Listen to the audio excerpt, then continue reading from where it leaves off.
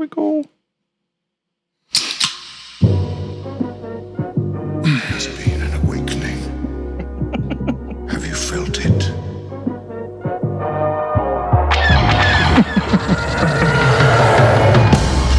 Hello, what have we here?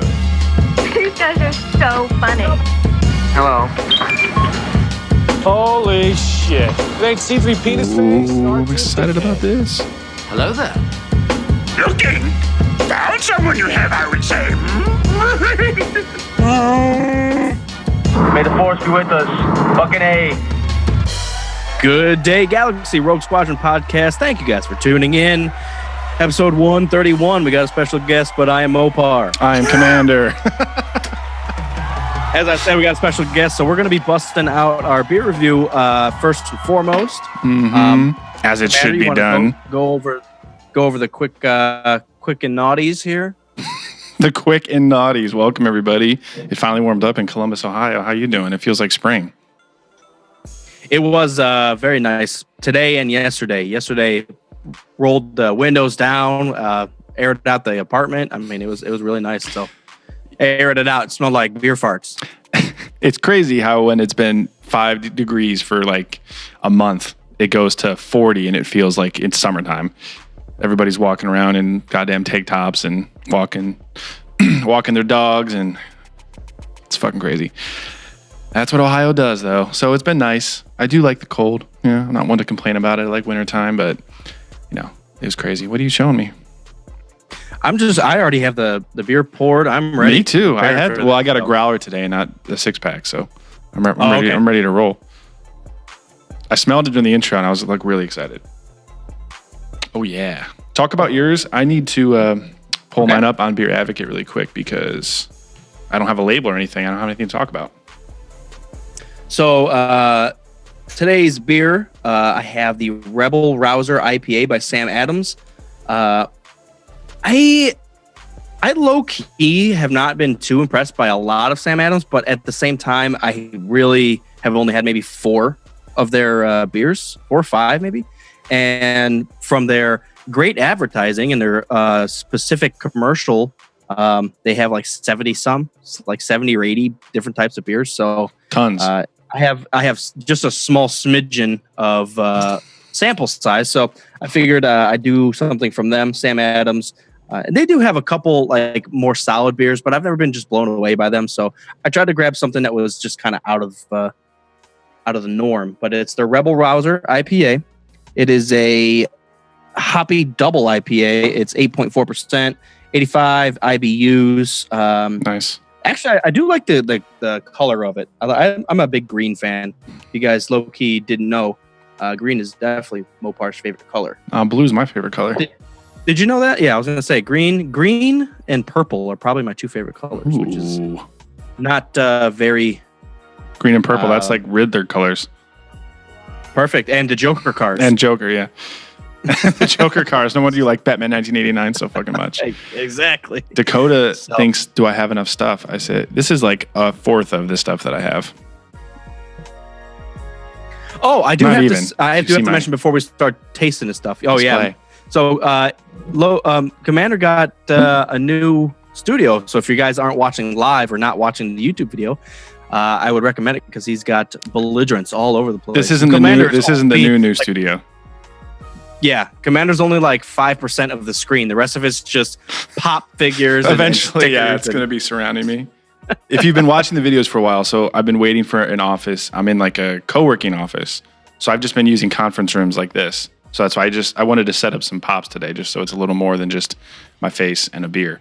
But I move into my office in February, so episode cool. 134 probably. I'll be in the new spot, but until then, I'm just gonna set up some action figures and shit. Excellent. Oh, and the other small thing is yesterday I did for the first time an archery lesson. I saw that. I'm jealous. Pretty fun, man. It's the bows fight back. That's all I'll say. I don't bruise ever. You could punch me in the throat and I won't bruise. My arm is it's not bad. You probably can't even tell, but you can see. Oh, I can see that shit. It looks a little discolored. The bows fight back because when you release, my arm was in the way, and that's kind of where like bracers come in, Mhm. or they have something like that to protect your arm. But I didn't realize that until it started getting fucking knocked around. You got to and- upgrade your marksman skill. Exactly. I was actually surprisingly good. I didn't think, because that was the first time I ever even held a bow, let alone shot one. I wasn't that accurate, but I was consistent. Nice. Because you shot like 3 in a row, and all 3 of them were within probably. You consistently shot all your arrows straight into the ground. It was perfect. proud of you. So Dakota says, "Don't invite people to punch you in the throat." I mean, Nope. you do what you want. Not a good test. So, all right, let's move on to the beer review.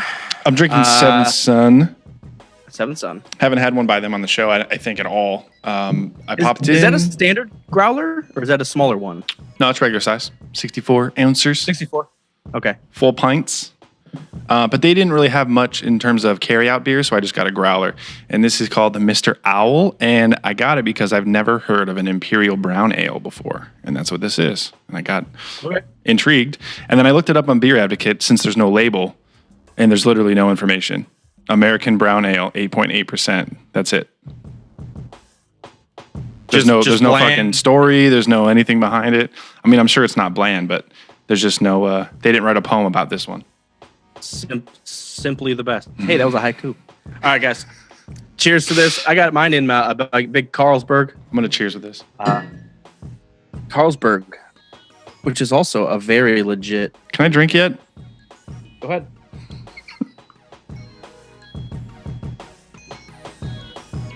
Ooh, okay. So mine kind of shocked me up front. That's really good. Kind of tastes like the Last Red Eye. Just a lot stronger. Okay. Yeah. Yeah. Very roasty, toasty roasties, whatever the fuck you said, that one beer.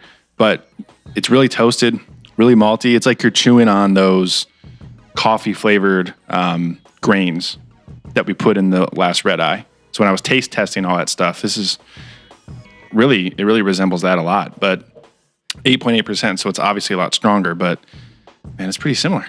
Got that coffee vibe going on. I'm digging it, man.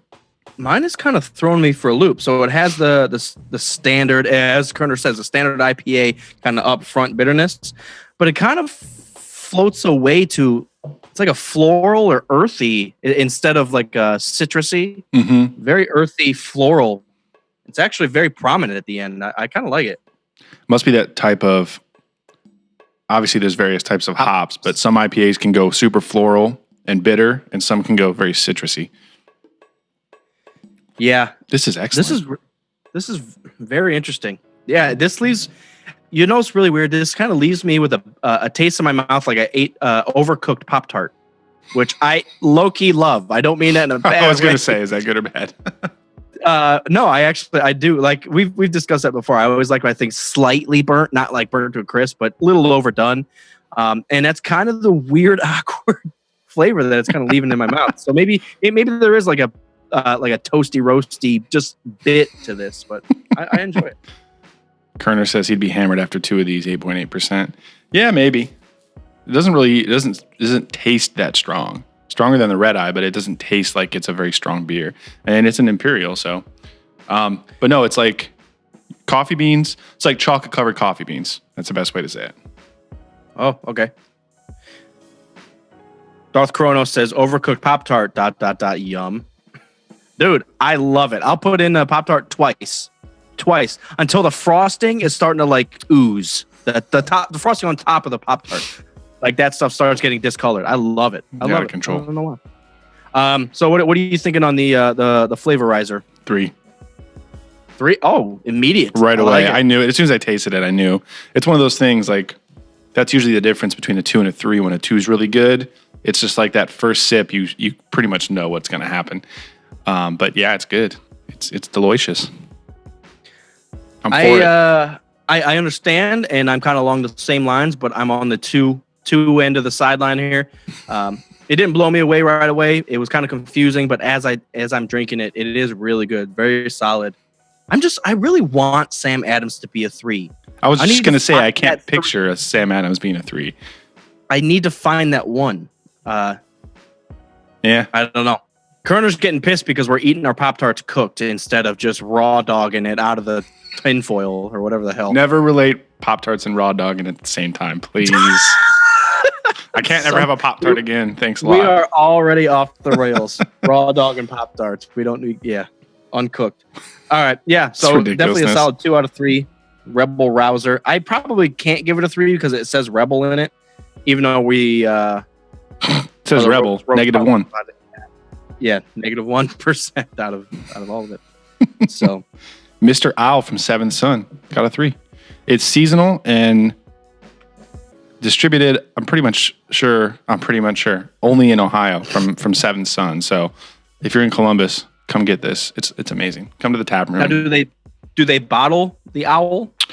I don't know because I went right to the tap room to see what they had, and they only had a few of those tall, like 24-ounce things, whatever, bottles to take home. They didn't have like 6-packs or anything. So I'm not sure if they have these at the store. But, maybe Crafted Drafts probably has it. But it's good, dude. I am a fan. I'll tell you while we're on the beer thing real quick. We went to a local brewery yesterday afternoon for dinner. Did you now? I just like as soon as you walk in, I almost feel like as I look around, I know how the beer is going to taste. If you look around, everything's very clean and professional. You're just like, all right, I'm so excited. You walk into this place, it was an old bank. It was like just everything was just a hue color off. I was just like, all right, you already put me in a bad mood. I already hate your beer. No, but the beer was okay. I could never give it a 3, but they had an IPA. I think it was a red IPA, and it hit me so hard. I had one lager and one IPA, and the IPA just kicked my ass. Damn. How much was it? It was like a 9%, but it came in one of like the teardrop glasses, so I think it might have been 12 ounces. Mm-hmm. But it just hit hard, man. After that, I was like, Jesus, I'm definitely feeling loosey-goosey. So Loosey-goosey with the toasty roasties, huh? Please. We need to start a rap album tonight. Made with only your vocabulary. Yeah, that's going platinum. All right, guys. Love it. We do have a special guest today. He's been on before once or twice or a couple times here. So we're going to welcome back Chainsaw. We're going to get his insight on quite a few things. So welcome, Mr. Chainsaw. Hello. Finally. Gosh, just waiting patiently. Patience is virtue, man. You find any ladybugs while you're waiting for us? No. I've killed all of them so far. There's just carcasses around. Everywhere. I can't even. All right. Ain't gonna. Everywhere. So are you a beer drinker at all? Not much, no. I feel like we ask this every episode, probably. Not much, no. Okay. We'll leave it at that because I don't want to get into it. All right. So jumping, the biggest topic we have to jump into, is the Last Jedi because we're so interested to hear because everybody has ups and downs and everybody had different issues with different parts of the movie. Yep. So overall thoughts on The Last Jedi? I love the movie.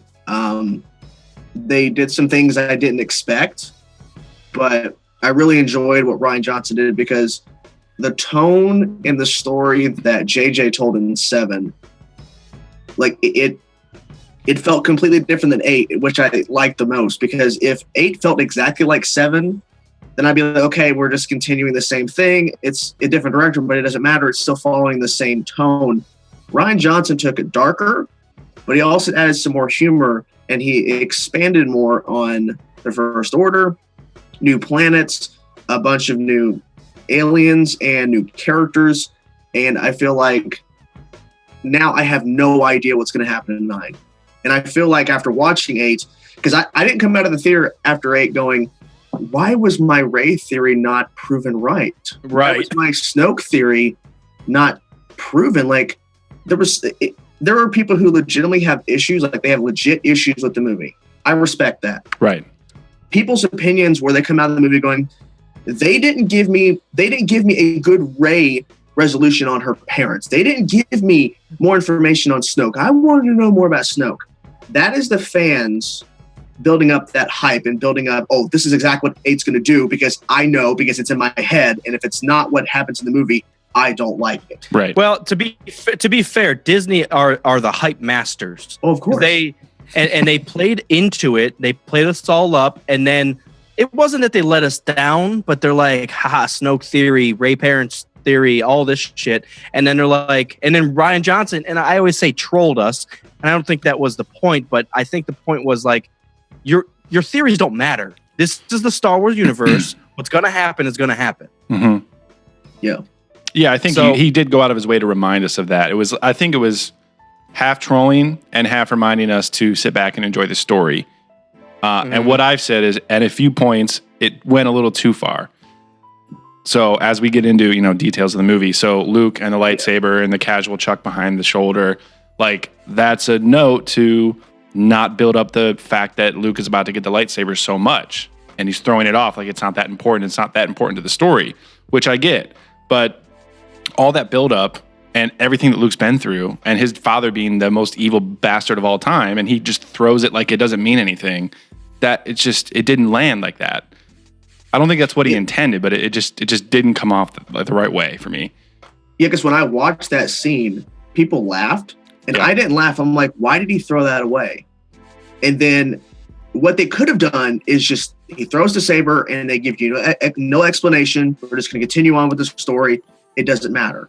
They go into reasoning why. And whether or not you agree with Luke Skywalker's direction, because I love this so much. People take Mark Hamill's quotes and they take it out of context. Right. They remove he gives a little part. I disagree with Luke's journey. I had many disagreements with Ryan Johnson. And then they cut that off and say, Luke Skywalker himself didn't like it. But they forget to add where he goes, when I saw the movie, I was wrong. Right. But it's fine if you don't like the movie. But for me, I loved what they did. And I love the fact that they kept it open-ended. And so JJ can go in and do whatever he wants. And like, I'm going to be shocked no matter what, because I have no idea what they're doing in 9. They could do a time jump. They could start immediately after 8 going into 9. There's so many things they could do. Well, the theory is that they're going to be doing about an 8 to 10 year time jump, which I would be completely happy with, because we were left off with the Resistance being like 50 people and one jet, the Last Jedi, and Chewie. And they were just kind of taken off. First of all, the fact that the Resistance is being saved by the Millennium Falcon, once again, classic. If that ship didn't exist, the rebellion would never, and nothing would have fucking happened. Everything would have died. And we're going to get to see the beginning of that ship here pretty soon. Yep. Well, yeah, very true. Crossed. I mean, still no trailer, but I think with the whole theory of it doing a time jump, that gives them the ability to write in the opening crawl that Leia has passed, and we don't have to create a way to her to exit. She can exit by her age, and that she just dies, and they give Poe or whoever, the general, and we go from there. Right. So with that, so go ahead, keep going. Well, I was just saying that I think with the way they ended it, because everyone's talking about that kid at the end with the broom. Everyone's like, and when I was doing my live stream and talking about it with people, there's two thoughts that people were talking about, and I kind of agree with both. One is that he's not necessarily a character we're going to be seeing in 9. He's more of an idea of hope is still out there for the rebellion. A representation, yeah. Or he is legitimately going to be somebody we see in 9, whether it's a time jump, so it's a different actor, but it's the same person that Rey picks up, and she starts building up the Jedi Order her own way, with the hopes of like help from Luke and Yoda, hopefully. Yeah, Yoda knows who Rey is, so like, why can't he show up? Maybe. I think he does. I'm pissed real quick. Okay. To be honest, the last person I expected to see on Achuta, or whatever the hell that planet's called. Actu, whatever. Actu, was Yoda. And my reasoning was, it has to be Ben. It has to be Obi-Wan. It should have been. Obi-Wan shows up so many times. Well, twice as a Force ghost to Luke in the original trilogy, though. Well, we see him twice in Empire. And then he talks to him. You see his voice. Turn off your fucking Apple computer. Just use your eyeballs when you're shooting the things. And then he's there twice in Jedi, too. Twice in Jedi. He shows up as a ghost twice in Empire, twice in Jedi also.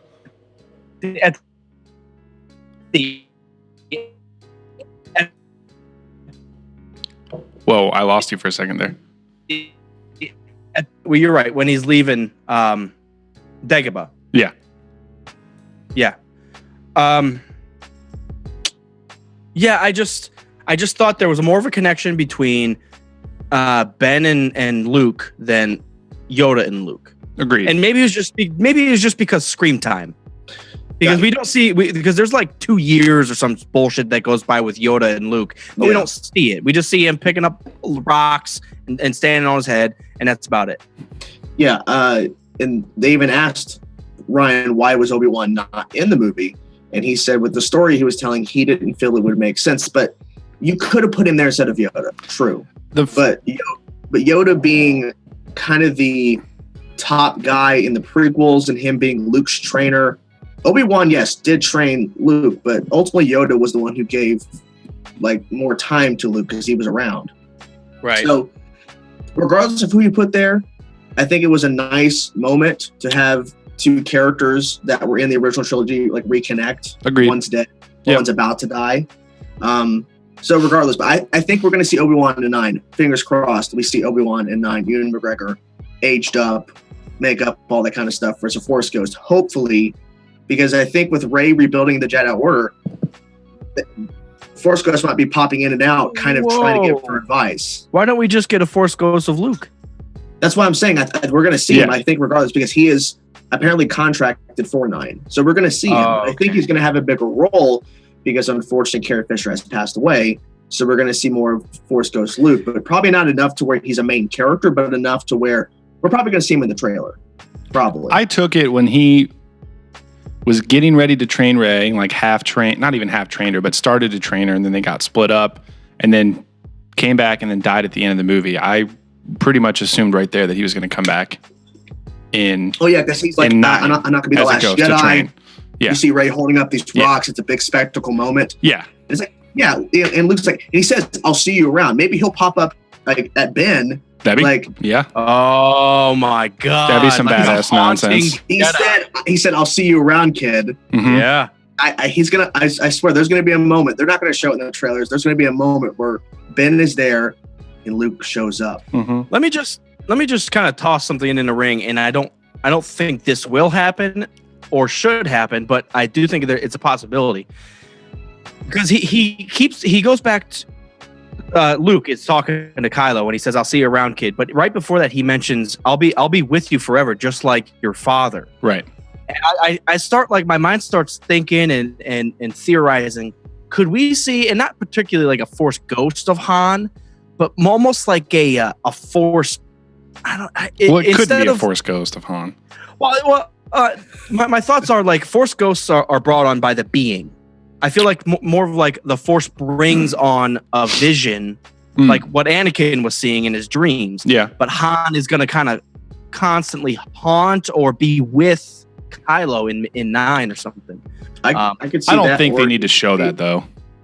Yeah, he could have nightmares and you see Han. It could be a flashback when he's about to be sent off to be trained with Luke. We could have that as kind of a thing. Maybe Han wasn't being the best father when he was about to get sent off to go train. Maybe that, because that'd be a cool way to have Han Solo back in 9. Because everyone kept theorizing, "Oh my God, he's actually not dead. We didn't see the body." And like, no, he's dead. He's dead. People are out of control. But yeah.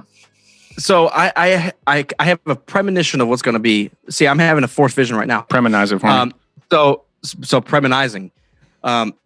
I feel like Kylo's going to be put into a situation where he's going to do something very evil, and then you're just going to hear that Han Solo Ben, like in a voice, and it's just he's going to hesitate, and it's going to change the entire scene, or something small like that they could pull from, change an entire scene spark something, spark.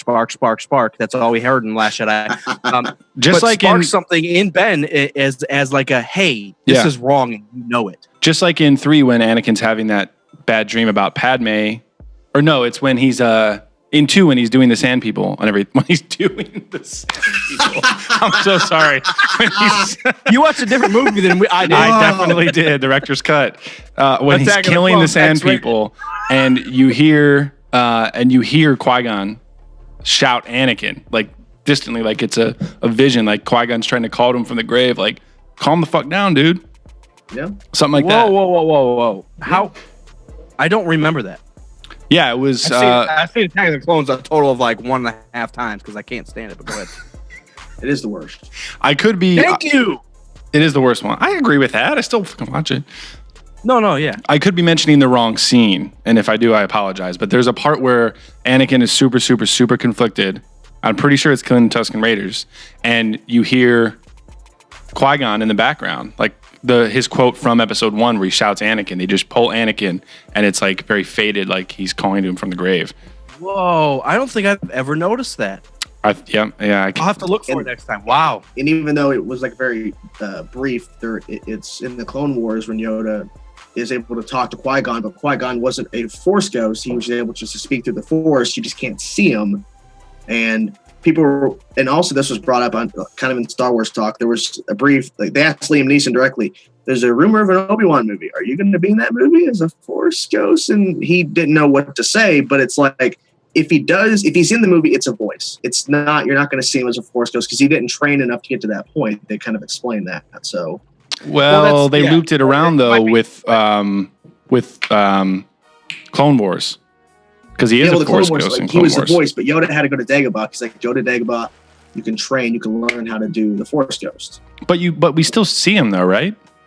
Well, you saw him in those episodes where they're on that planet and they see the son, daughter, and the father. The Force being. Yeah, but that was a whole thing. Like that was like a separate thing. Like, but when Yoda's hearing Qui-Gon, you don't see Qui-Gon in the 6th season of Clone Wars. I'm pretty sure we do. I could be wrong though. I don't think so. I've seen this whole series, and I wasn't 1,000% paying attention the whole time because there were bullshit episodes. Well, you do see Qui-Gon in a moment where Yoda is having like some kind of vision or something, and he's walking and he sees all these people standing around. He sees Qui-Gon and Count Dooku talking to each other. What? Yeah, it's in season 6 of Clone Wars, but it's not a real thing. He's envisioning this thing, and he's looking at Count Dooku like, you're the Sith Lord, and Count Dooku's like Master Yoda, what's the problem? Like, it's a whole thing where Yoda's really confused. I do remember that because I think it's when Palpatine's playing with them. They're doing like a Sith ritual fucking with Yoda. Yes. And then that's where he starts hearing Qui-Gon's voice. Then he goes to Dagobah and learns that he can train to be around after his body is no longer around. Yeah. And Qui-Gon was saying, and Qui-Gon said, like, I did not learn how to fully possess this ability, but you can. Wow. Dude, I love it because Qui-Gon was such the living force. He didn't care about the fucking Jedi. Well, he did, but light side dark, he was just the living force. He said 1,000 times in episode 1. Yes. And it's cool because, of course, the Force would reach out to him and kind of push him towards something that the Jedi and the Sith aren't really aware of. So even like Yoda does not know this. Like, imagine if a Sith figured out how to do it. That'd be crazy. So there's a theory, and we had Stupendous Wave on from YouTube. He's a big YouTuber, Star Wars YouTuber. We had him on, and he actually explained that the Sith are unable to become Force ghosts. Right. And he went into a long description of it. But for some reason, it's like the dark side like devours their soul after because they've given themselves to it or something along those lines. I could be making that up, but in the end, it was the Sith cannot become Force ghosts. It was one of those things where Lucas just said that, and then somebody had to make up an explanation for it because it was tied to those cut episodes of Clone Wars where Revan and Bane were supposed to be there as Force ghosts talking to somebody, and Lucas made the call. Bane is there, but it's not a Force ghost. Yeah, but he was supposed to actually be a Force ghost. So Lucas had them cut, and then he said because only Jedi can actually become Force ghosts. And then, of course, I'm sure somebody made up an explanation as to why. And that's what we have. Because I think when Yoda talked to Darth Bane, it didn't look like a Force ghost. It looked kind of like some like vision or something he's having, and then it goes away. And so you could easily top that as, okay, well, Yoda's on a Sith planet. There's a thing here, and I don't know, some kind of magic shit. Mm-hmm. So this is an open question because I'm not sure. Has a Force ghost ever affected reality in a Star Wars universe? Because I'm trying to think back because it just happened. Well, what? Yoda blew the fucking tree up. Yeah, he's asking, has it happened before to set that up? Well, I was just trying to think they have. No. I don't think so either, and that's why a lot of people were annoyed that Yoda used the lightning and hit the tree. Everyone's like, well, you can't do that if you're a ghost. You can't actually do stuff. And then he smacked Luke in the head with the cane. Like, Right. it's a legit smack. Right. Yeah. Well, But it wasn't. But who knows? Was it a legit smack? He reacted to it. I know, but maybe Luke was reminded of Dagobah, and he was just Maybe. like, "Oh shit." Well, Like it could be up to a certain point of view. it's one of those things you have to go back and rewatch because when I first saw it, and then obviously I've seen re-uploads through crappy quality theater YouTube, and the smack, he looks at it, you hear the smack, and it looks like it hits him in the head, and he responds and looks over at Yoda. But I think they gave an explanation to the less people that are using the Force, the more powerful the ones that can be. Yeah. So it could be chalked up as, well, Rey and Ben are active. That kid used the Force a little bit to pull that broom, but he's not actively using it. Luke was using it to create that, doppelganger of himself, which was fucking crazy. Mm-hmm. And you could chalk it up as Yoda was able to pull this off because not a lot of people are currently using the Force. Well, there's more of the Force to go around. So basically, once Rey starts building up the Jedi Order, if Yoda, Obi-Wan, and Luke show up, they can't probably interact because there's people actively using the Force to train, hypothetically.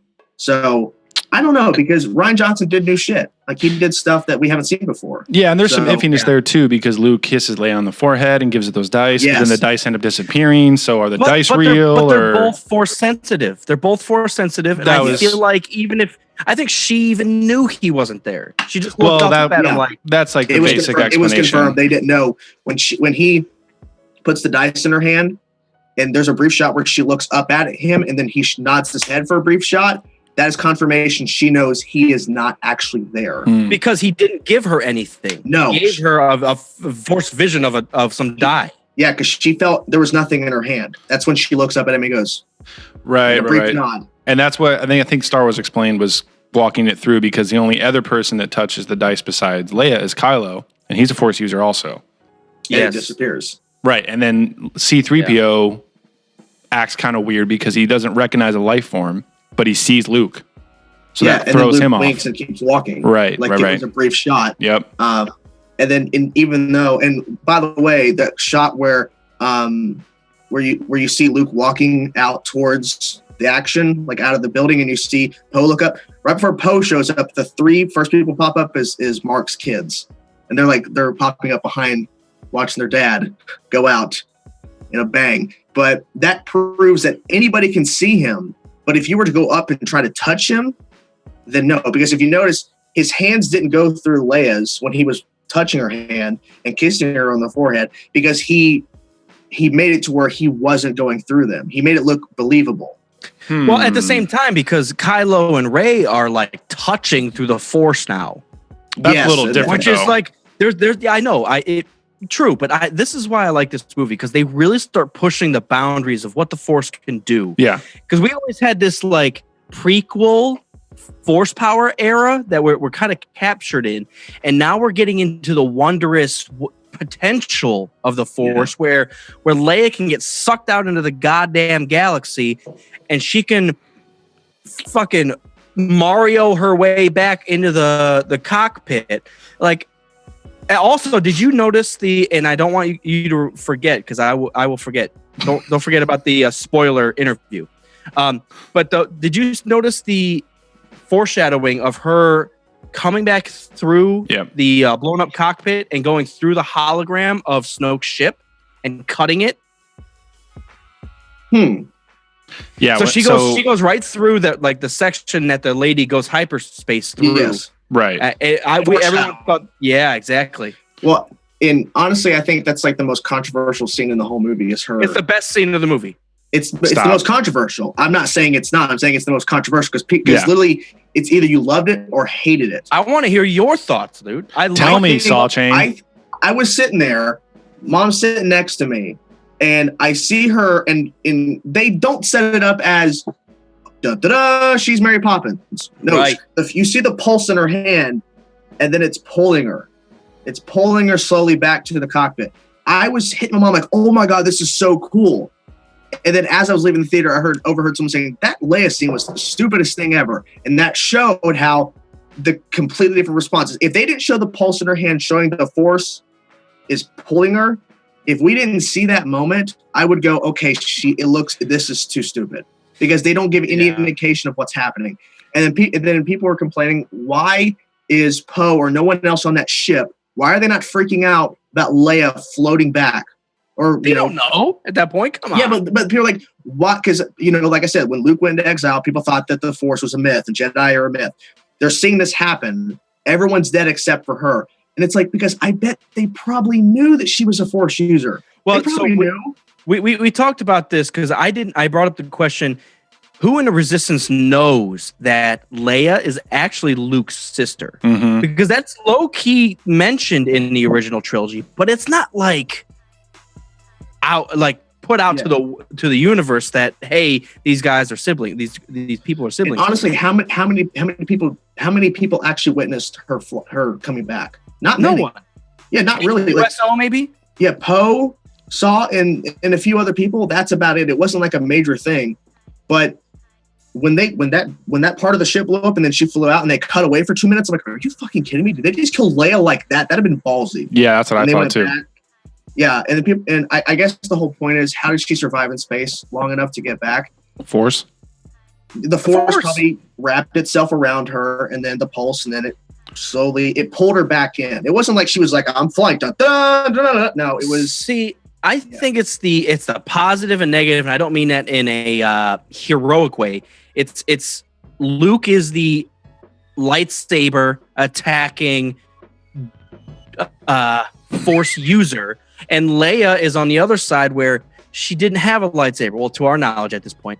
And she wasn't trained as a Jedi, but she is obviously a strong Force user. Well, so what would she learn from the Force naturally? Maybe to protect herself, to protect other people around her, to small stuff like that. So when she got blown out, I didn't think it was outrageous for her to just Force cocoon herself, because you could see when as the shots were coming in, she closed her eyes and almost prepared herself for that. Right. And I was thinking not even that she fucking learned the trick Force cocoon and added that as one of her powers. Natural, yeah. It was just, it was like a life and death situation. And it was just powerful. Adrenaline kicks in, the Force kicks in, and she did what she could to save herself. I don't think adrenaline is canon. Adrenaline doesn't exist. Right. Adrenaline is legends. Force adrenaline is legends. My bad. Sorry, guys. I think she's very powerful in the Force. I mean, it was confirmed in the visionary or whatever, the book for The Last Jedi, that Luke asked Leia to be his first Padawan, and she said no. She wanted to work with the Resistance. And so Luke probably senses how powerful Leia was. Because Leia sensed Han's death from so far away. Yep. And Luke's.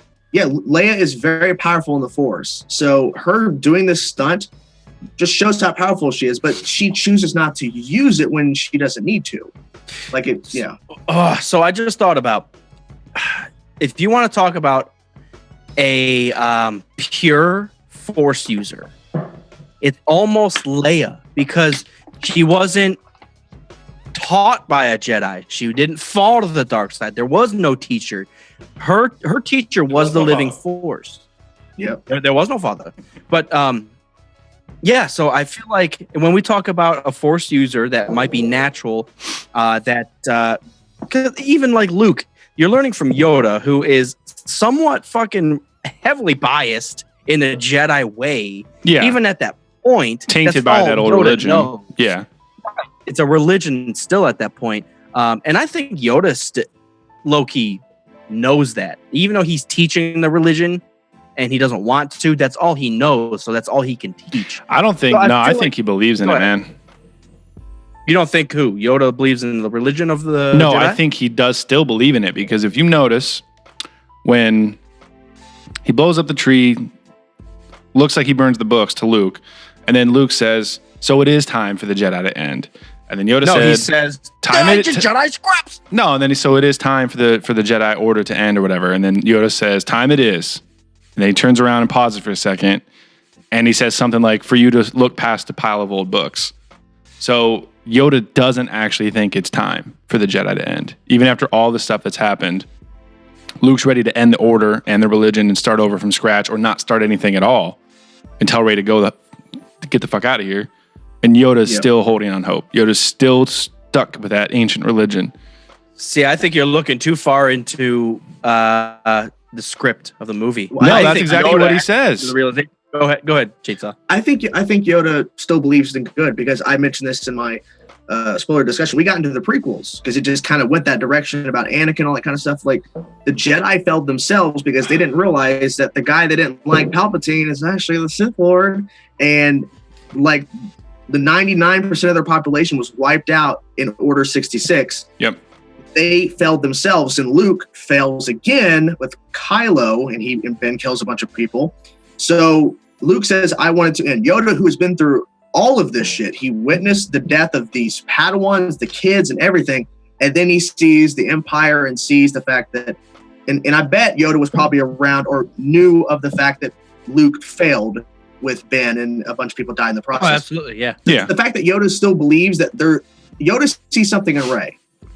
And so I think Yoda still believes in this idea, because they've always said that dark light rises up to meet it. Like, there's always an equal balance. So if you completely forget the Jedi and completely get rid of it, then there's no hope. Then there's nothing to really fight for. If the Jedi are because Luke didn't want to be no part of it. Luke said, I'm done. I'm not even in tune with the Force. I'm out. Rey has to pull him back in, and then Yoda has to still teach him from the dead.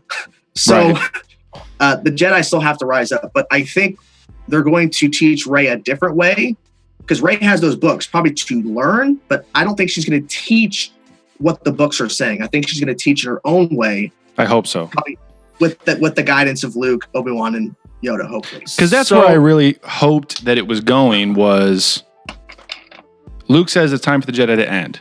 It's time for the ancient religion to end. At the height of their power, they allowed Darth Sidious to rise and destroy all of them. All that stuff. I was like, yes, finally. And I thought we were going in that direction. But even still, Yoda, who seems like he agrees with Luke and wants to do the greater good, is still stuck in those old ways. And that's what I got from the Yoda scene. After I saw it a second and third and fourth time, then I noticed that line, how he kind of twists it.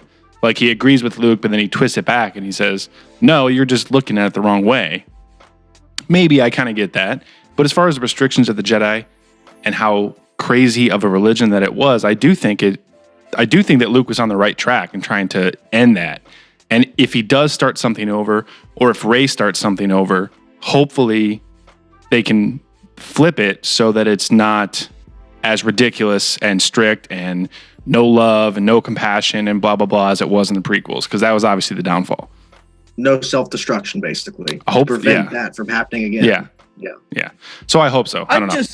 I feel like Star Wars in general, it puts Yoda on such a pedestal that I don't think he should be on. And I'm a Yoda fan because he's a key element to the Jedi Order.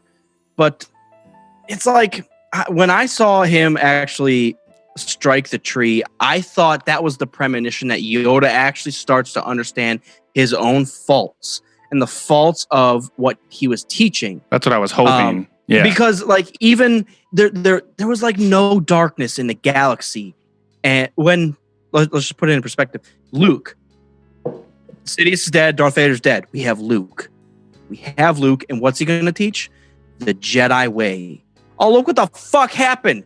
20 years down the road, Kylo fucking Ren. The dark rises to meet it, of course.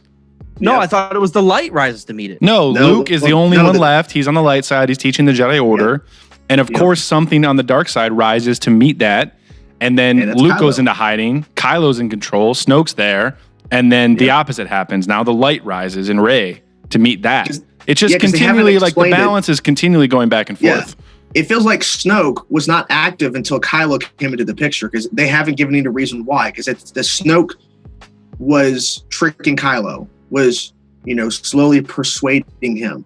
I assume Snoke was a student of Luke. Low-key. Well, here's an interesting point that I think Jacob on the last Patreon call mentioned from the website is Snoke actually got to Kylo Ren before he even started training with Luke in the first place. Yeah. Oh. So the whole theory of the darkness rising to meet the light, Snoke was kind of like Darth Sidious in the shadows, but he was slowly persuading his apprentice, and then that's the turning point. Because I bet Ben was probably like, no, Luke is not bad, blah blah blah, and then he's slowly persuading him, and then once Luke is about to do the ultimate bad deed, that brief moment of humanity, Kylo sees the opportunity, he fights back, and then that's when he turns. It's a spark, you might say. Oh. Or he finally sees what Snoke was saying that whole time. Yeah, but the darkness rose up to meet the light, which was Luke, and so. Yep. So the argument is, why with so many whys? Why the fuck would you even be a Jedi? Why the fuck would you even be a Sith? Because all you're gonna do, I'm super strong. Well, guess what? A poor farmer from a desert planet is gonna fucking rise up and cut you in half about 2 years. Because you can't help it though. I think Luke probably knows there will always be darkness in the galaxy, and there always will be. There's always a threat. There's always something. Well, naturally, without light, there is darkness. Yes, but Luke probably didn't think one of his trainees would turn on him, and especially not his nephew. Right. That's the biggest WCF for him. I bet if it was somebody else, not his nephew, maybe he wouldn't have gone into exile like he did.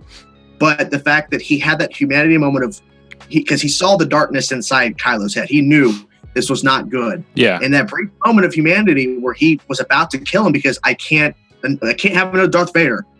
Well, that moment where you almost did it caused him to become Darth Vader 2.0. Created a right. Yeah. Yes. Vader 2.0. So where are we at if the darkness always rises to meet the light, and then you quench something out, and then the other thing always rises back to meet it again? Like, if we're in that flux forever, like, what is the galaxy? What is the state of the galaxy if you kill the evil empire and you got peace for a little bit, but then eventually some motherfucker's going to rise up to meet you, and then they're going to kill you, and then it just goes back and forth forever. Like, where does that leave us? Well, it's and I'm answering my own question because I just asked that not too long ago, but it's like you're living life. There's a natural life, right? True. On Earth, the shit's always gonna be fucking with you. What happens to everybody, man? You have a good day, you have a bad day. Yeah. But that's what I'm saying. It's almost relatable that no matter what you do, tomorrow there's gonna be something else popping up to smack you in the face. So you have to have an answer to it, or you're gonna fall. Yep. I just answered Star Wars. So you just created a new franchise right there. Let's start that shit. So the answer is what's going to happen. I mean, I think there's always going to be conflict. Yeah, but it depends on what that conflict is, because like the whole reason why Luke wanted the Jedi to end, because if we stop this, then maybe there will be no darkness to rise up, but the darkness has already risen up. You have to bring something else up. That's why I think Rey's Force awakened in her in The Force Awakens, because as we know, Luke at that time was not active. There's nothing to meet with Snoke, nothing to rise up to fight against Kylo. Rey's a Force user. It woken in her in that moment, and that's going to be the ultimate fight in 9. Is the idea of darkness, Kylo, and the idea of light, Rey. And then our theory is that Rey's going to kill Kylo, or something's going to happen, and then eventually, in episode 10, darkness will rise up again, and we'll continue this trend. Kylo and Rey are going to kill each other or die at the same time in 9. That'd be nice, but I highly we're doubt. going to be left with a complete balance. So I've gotten a true balance of the Force. But that's not going to work. What do you mean? It's not, because it's not going to work. I think we're at such a point in the universe itself, because we look at the Clone Wars where the Jedi were fucking crazy, and then we look at the Empire. It's such a flux of the Jedi are perfect beings; they can do whatever the fuck they want, and then the downfall, and then the Empire where there's two beings that can really do whatever they want for like 30 years. Yep. And now we're getting to the point where it's kind of leveling out, where who the Snoke, it doesn't matter. Kylo's the next in line. So now we have Kylo and Rey. So all the bloodlines are gone. Well, this trained, strong bloodlines. Luke was like the last of his. Leia's got to die now. So we're left with these two people that are representing entire sides of the Force. Right. Yep. Two people. Right. I hope they die and it's like a hard reset button on the Force where we get back to something where truly the Force is a religion and no one knows. But then people start sprouting up. I'm strong. I can lift a fucking pair of shoes. I can tie my shoes with the Force. No. And then it gets in. Oh, okay. Go ahead. No. It's not going to work. So as excited I got about movies like Rogue One and The Last Jedi pushing the boundaries and giving some really unexpected storylines there, I think at the end of the day, they're going to go formulaic. At the end of the day, Rey is going to kill Kylo. The good guys are going to win. Yep. Because as far as Star Wars goes, balance is the good guys win. The good guys are on top. That's balance of the Force because obviously we're rooting for the good guys. We want the rebels to win, the Jedi to win. Blah, blah, blah. Yep. Which is another reason why episode 3 ending the way it does is fucking awesome. But I had hope for them totally flipping the script on that, like I said, with the Jedi actually ending. And even though Rey's Force sensitive and maybe Luke trains her, the Jedi are gone. Yoda doesn't bring it back up. Those books are gone, blah, blah, blah. So I had hope for that. I think it's gone. Unfortunately, I think 9's going to be awesome. Kylo's going to be a badass. But at the end of the day, they're going to do exactly what we think they're going to do. And Rey's going to kill Kylo. Kylo's gone. Snoke's gone. The First Order's gone. The rebels win. Good guys. Yay. Hooray. And fucking cliche nonsense like that. Yeah, and even if the whole idea of them both dying at the same time happens, it doesn't change the fact that there's still Force users out there, and one of them will eventually rise up to be a Jedi, will rise up to be a Sith. Yep. So regardless of if the theory of them both dying at the same time, then what's going to happen is time jump. We're just going to learn, hey, that Force user, that kid with the broom, he's actually a Sith Lord now. And there's another guy out there who's like planets away. He's a Force user. Now he's going to be learning the ways of a Jedi. It's never going to end. Well, because, and as far as like storytelling goes, like the 1,000-year gap between Darth Bane and Emperor Palpatine isn't interesting because nothing happens. It's all good guy stuff. It's all Jedi police of the galaxy. The Republic is doing the right thing. The Sith are in the background for 1,000 years in a row. So of course they're not going to use that as a model for a movie or something because nothing dramatic happens there. Well, it's just all peace and happiness and good stuff until... Have they confirmed that 1,000 years nothing happened? It's Legends. Well, Bane is not... Bane himself and the Rule of Two is not Legends. Yes, all the details are, but yeah. In general, you know what I mean. Bane institutes the Rule of Two. Sith go dark for 1,000 years until Palpatine fucks everything over. That 1,000-year gap isn't going to be on a film because there's nothing there to like storytell. It's just happiness. Unless the story has nothing to do with Jedi, which I'm fine with. I'd be more than happy with, which I hope Solo gives us. I would love to see an Old Republic movie that has feature more than just two Sith and the Jedi. A big intergalactic war going on. But I mean, there are probably things you could tell with the Rule of Two in between those years because that doesn't mean that the two Sith with their army doesn't mean that they're doing anything. It's just they're probably not going to the full scale because Palpatine not only was the Sith Lord in hiding, he was the Chancellor. He got himself into politics, and that's how he completely changed everything because I think he was the first Sith that we know of that found a way to interweave into regular society and was able to influence others that had power in hiding himself. Well, mostly because he was human, though. Yes. Because all the other Sith Lords were... Tenebris was like a goddamn squid. And then Plagueis was a banking clan. I can't think of the name of the... Immune. Dakota's pissed here. We are dealing with a franchise where 30 drunk danguses can come up with a better story than the director being paid millions. Is this retelling of the same story worth supporting? Dakota, I haven't heard from you in a while. I didn't know you were this pissed about Last Jedi. So, wow. That's a dark tweet right there.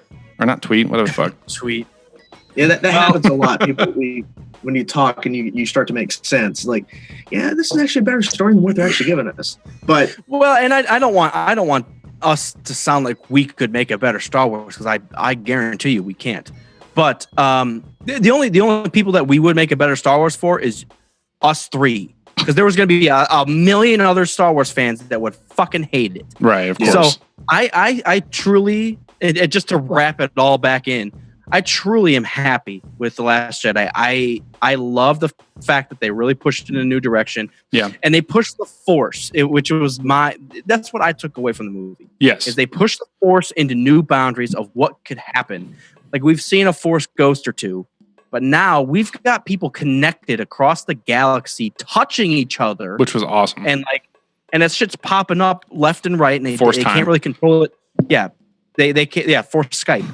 They can't really control it like right now, but I have a feeling that they're going to start controlling it later on. And Rian Johnson, we've already talked about it.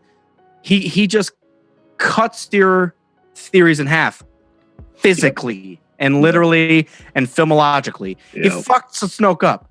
Yep. No one thought that was going to happen, and I thought when I first saw it, I was like, no, yes. I was like, oh. Like, how do you get better than that? Your number one villain in the second movie, gone. It turns out he's not the number one villain. It's Kylo. Exactly, and that's who the fucking villain is. It's red herring. It's a red herring. I mean, because everyone. Yeah, that's the big thing. Like, so if you look back on the original trilogy, not the prequels, what did you know about Sidious? People went, oh, he's a bad guy. Okay, so why are you mad that you didn't learn about Snoke in 7 or 8? That's the only argument that needs to be made. That's it. Yeah. We didn't even know his name was Sidious, right? In the original trilogy. That wasn't right. Yeah.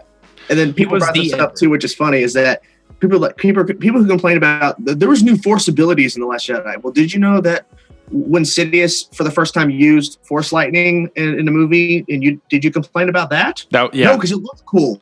But now, since there's so much shit now that you see something new, like, wait a minute. This is different. I don't like this.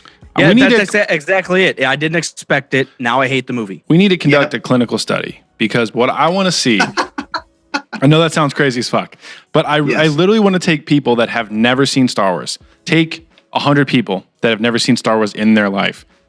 Well, I guess I should say like 99. And make 33 of them start with episode 1, and 33 of them start with episode 4, and 33 of them start with episode 7. And I'm very curious as to how their reactions will be. Like, how do the prequel people that started, how do they compare, or how do they react to episode 4 and 5 and 6 compared to what they started with? Because what we've always said with the nostalgia factor and everything is the reason people get so grumpy and pissed about everything is because they started with the originals. Usually as kids, you're never going to top that nostalgia factor. Nothing's ever going to match up. And then it's just 100% bitch fest about anything that comes out, no matter how good it actually is. I mean, how are you going to say, like, I hate to bring dollars into it, but a $1.3 billion movie is obviously, it's not a bad production. It's not bad. So what the fuck are you talking about? It's a huge, they compared it to The Force Awakens. Force Awakens made over $2 billion. You do realize it was the first Star Wars movies in 10 years. And they built so much nostalgia in those trailers, and everyone was freaking out. There's no way that Last Jedi would have beaten The Force Awakens. There's no way. Of course, it's impossible. It truly is. Yeah, it's impossible to, like. How was it supposed to do that? Like, the Force Awakens made $247 million opening weekend domestic. The Last Jedi did $220. You're saying that's a failure? That's the second biggest opening ever domestically, and you're saying The Last Jedi is a failure. That's what I don't understand. Let's legitimize this. Like, okay, let's just say 99% of the people that saw The Force Awakens loved it. Yeah. Only 99% of the people are going to see The Last Jedi now. So you are automatically going to be it's not true, though. value. It's not true. It's impossible. It's not true. That's the thing that drives me nuts is that the people that complain about the shit are still going to go see the next one.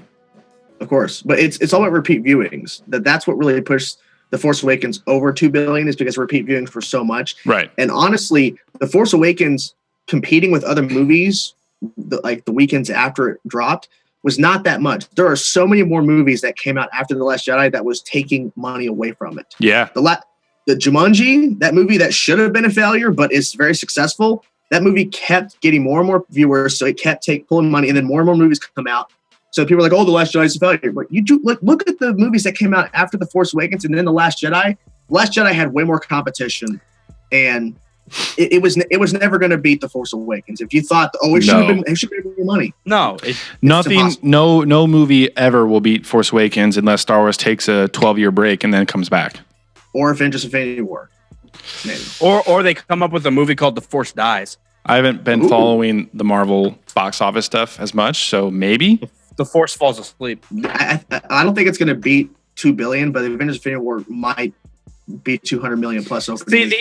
See the issue, and maybe it's just me because like Star Wars is on another level for me when it comes to just films. Yeah. So I will see Infinity Wars, obviously, but I saw the Last Jedi 3 times. Yeah. I will not see Infinity Wars 3 times. I might. Now, maybe Jane Saw is different because I saw. Well, and I want to ask, how many times did you see The Last Jedi? I've only seen it once, sadly. And Because Commander saw 4. Yeah. I saw 3. So I actually saw it one less than The Force Awakens. Yeah, I was going to say I saw So- Force Awakens 3. Oh, okay. So okay. Well, I think I do want to see it one more time. You saw it an extra time because you saw it in 3D that one time. I saw it twice in one night. That's Right. how balls deep I was. So I do have to, before we forget, you mentioned an interview with a huge spoiler. Oh, okay. So before the movie came out, this dropped everywhere. And luckily, I didn't see it until after I saw the movie, but there was an interview happening the week of The Last Jedi opening. John Boyega was on one of those shows where he's sitting in a room and he's being interviewed, broadcast live, and there's somebody in their studio or whatever, and they're asking questions. So this woman just says, like, how does it feel to have, like, Yoda's back Oh my fuck. live on TV? Oh And my John God. Boyega's face was like this. You can't say that. He covered his face. He's like, and then he says her name. What are you doing? That's a major spoiler. And she looked like she was like, wait, what's wrong? And then he just had to calm down. He couldn't say anything because it was live TV. But she's like, how does it feel? I mean, Yoda's back, and he completely lost his shit. Yeah, man. Because He can't say a word. He's going to lose his spot on episode 9. It's the fact that she just dropped a huge major Yeah. spoiler on live TV in an interview. That's And, like, fucked. He can't say anything. The movie hadn't dropped yet, and they're just like, so Yoda's back. How do you feel? How is he supposed to feel? You just dropped the biggest spoiler in the movie. I feel like if it was Mark Hamill, he would have had something like, I think, yeah. Yoda who? Like, what are Who? you talking? Yeah, Hamill would have fucked with him. Yep. Yeah. Oh, Yoda. Never heard of him. Never heard of him. Chainsaw, I want to know your thoughts. How were you feeling about the whole Reylo thing before the movie? And then how do you feel about it now after you've seen Last Jedi? Can we explain the Reylo thing? I'm confused because the first time I ever heard about Reylo for a very long time, it was Rey and Kylo Ren falling in love. Okay. And then once I started trying to shit talk people about it on Twitter, a lot of people were like, oh no, it's like they're related or like they're best friends or like they have a forced connection. I'm Bullshit. like, well, make your mind up. No, I've Reylo been confused is- from day one about this shit. Reylo is the romance. It is the dumbest fucking thing I've ever heard. So bad. So you want Rey to hook up with a guy that murders Han Solo in front of her. She screams out. She's freaking out. She cries in The Last Jedi over that when she sees him, and you want her to hook up with him? No. He's That is torturing her. a coworker said that, like, because she didn't want to get exposed. I thought you were going to get into hooking up with a coworker. No, a coworker. A coworker did that to me, and I hooked up with them, and it didn't work out. And I'm pissed. Let me explain. You guys. Go ahead. Coworker was talking about this in front of people who hadn't seen the movie, so she's being non-specific. But she said, "So how did you feel when the two of them were in that elevator?" I'm like, "What are you talking about?" And she's like, "Well, I felt some tension, some sexual tension." I'm like, "No, there was not sexual tension in that." Rey saw this vision of when she touches him, like, I saw the good in him. No, it was Snoke fucking with you, but we'll learn that later. She wants to save him. She doesn't want to go to fuck him. She wants naive. to save him. Yeah. She goes to Octo, and the first thing that she says is, "We need your help. We need your help with the Resistance to defeat the First Order." That's like the first thing she says to Luke. So that's what's on her mind that whole time. Well, just think about what you said, though. Because she's not there to defeat Kylo. She's there to defeat the First Order, which is... And she's there to save Kylo, to tell him, you're going to turn, I saw it in you. Yeah. Right. That's what I was going to say. Based on her vision is that she thinks... She saw a vision, and she thinks that if she turns Kylo, that will defeat the First Order and save the Resistance. And she's thinking about Finn and all these people that are like straggling and trying to fucking escape the First Order and everything. So that's her goal, is to defeat them and get the Resistance back on top. So she sees that vision, which turns out wrong, which Force visions almost always do. People interpret them the wrong way. And she goes and she thinks she's going to turn him, but Kylo's just using her to get to Snoke. Not to get to Snoke, but to fucking kill Snoke. Yeah. It's just, I hate it. Yeah, so fuck that whole Reylo thing. And if there was even a hint of it in that fucking elevator scene, it's gone. Because as soon as Snoke's dead, Kylo's like, let's go. We're going to rule the fucking galaxy. You don't want that shit? Okay, I'm going to go kill everybody then. Now, maybe Kylo said, well, maybe if we're going to rule the galaxy together, maybe that'll be a thing because he doesn't have any rules. Maybe. But Rey doesn't want to rule the galaxy. Right. She doesn't want to do that. And so, and she knows he's still evil because when Snoke's like, oh, by the way, everything you and Kylo experienced was all me. I was tricking you both. So she knows that everything she saw and was a lie. Now, I don't necessarily see, I don't think that. I don't think her Force vision was planted by Snoke. Snoke bridged their minds, but if she saw a vision of Kylo, she did see Kylo in the vision kill Snoke, which happens. She just interpreted it the wrong way. He killed Snoke for different reasons than what she thought. Yeah. Whoa. Did she specifically say kill Snoke or kill your enemy? Kill your enemy. Kill your enemy. See, and everyone was thinking it was going to be her, and so it was misguided. Exactly. Same thing as Anakin in 3. Thinking that Padme is going to die in childbirth. He's going to save her. Oh, wait, you try to save her too hard, and then you actually fucking kill her. Good job. You tried to save her too hard by the throat hugs. The throat hugs that you Force did. throat. We need that. I have to, a straight up question. I want to see Chainsaw's reaction. Should Finn have died? Yes. Thank God, dude. Thank you. Oh my God. See, that was one of the moments. So right there, perfectly. It was perfect, and then they said, "Crazy ex-girlfriend." Done. They had me on the verge. They had me on the verge of tears with Finn. It was so beautiful and so perfect. Perfect. Yes. Some Order 66 music quotes from John Williams there. The lighting and all the coloration from that fucking laser cannon thing was perfect. I was so ready for it. I was like, this is amazing. Finn, he killed Phasma. He did what he needed to do. His past with the First Order is done. He's ready to save the Resistance. And then, no, wait, Cruella DeVille fucking coming around in this cruiser. Cruella DeVille. Ain't gonna fucking happen. Look, when that was happening, because honestly, the way the film ended with Vision, Luke fighting Kylo, that still could have happened, but Finn would have just prevented the door. He would have sacrificed himself, and then Kylo still could have faced off with Luke. He still could have had that moment.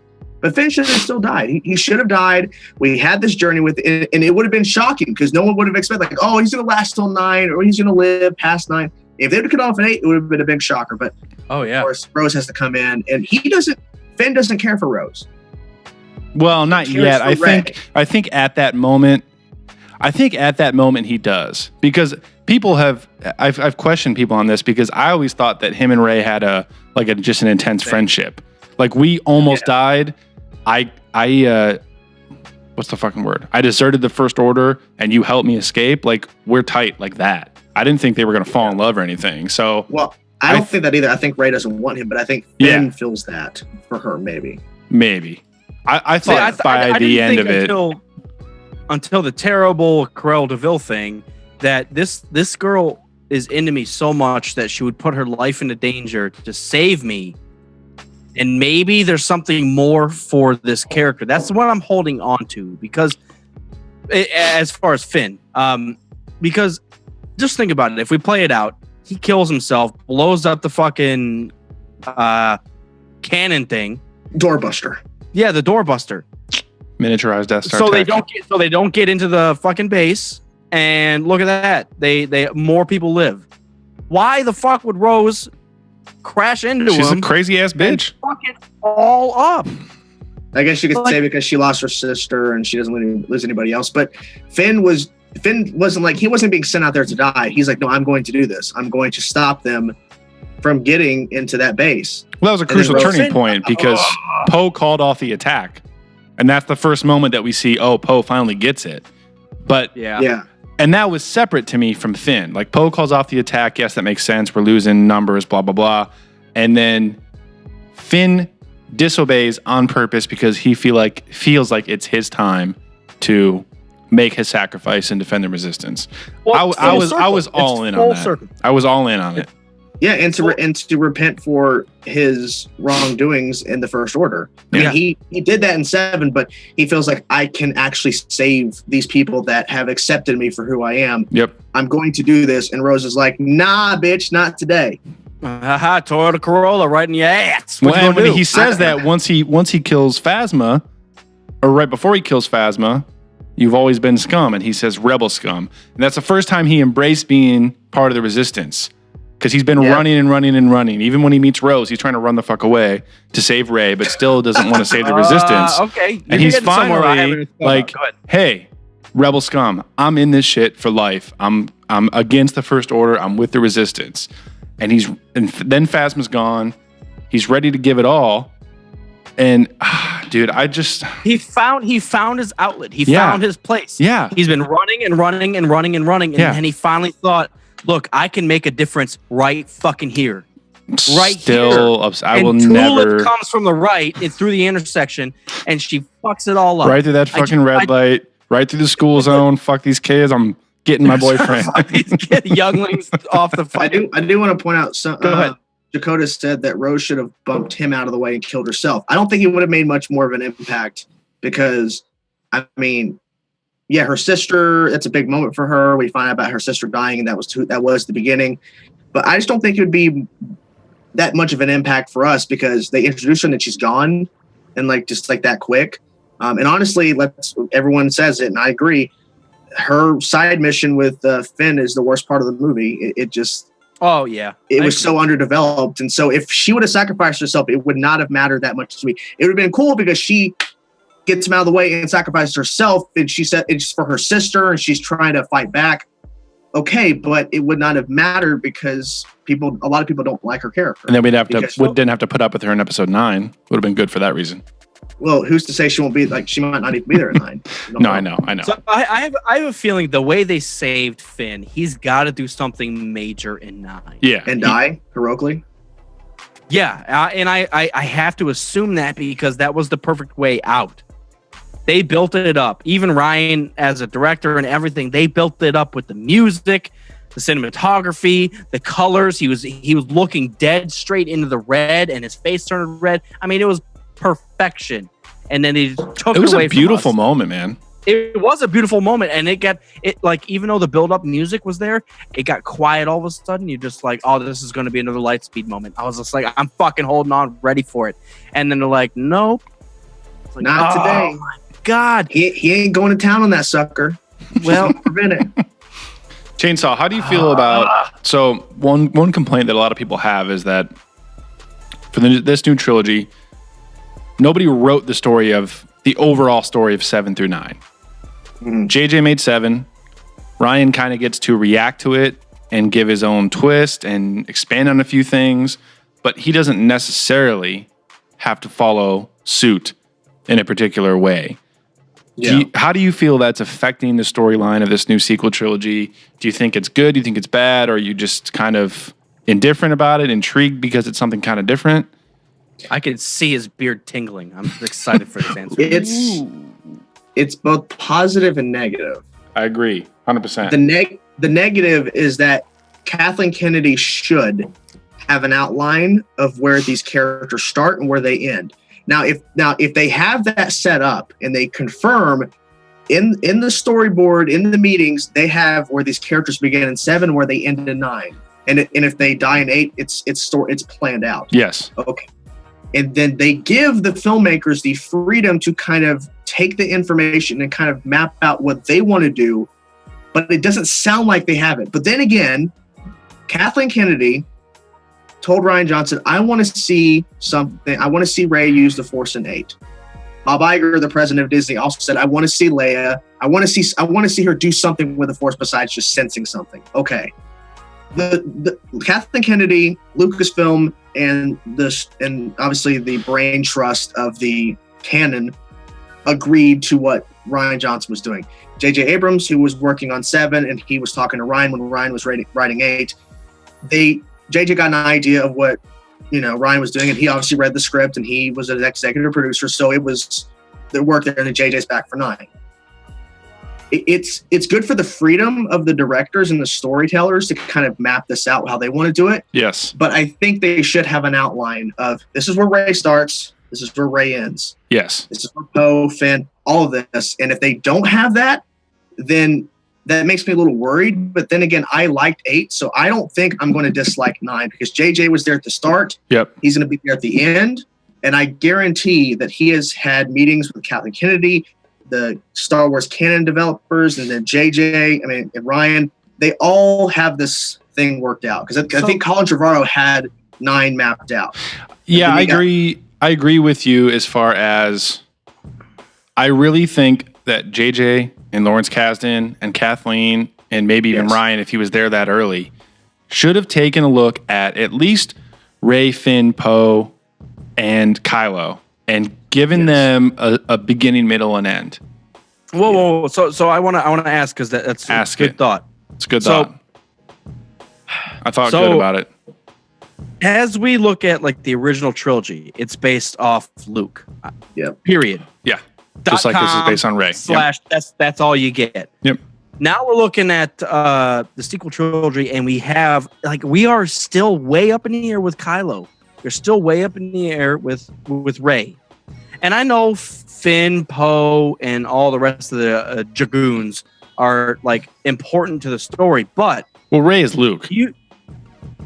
Yes. Whoa. I don't think so.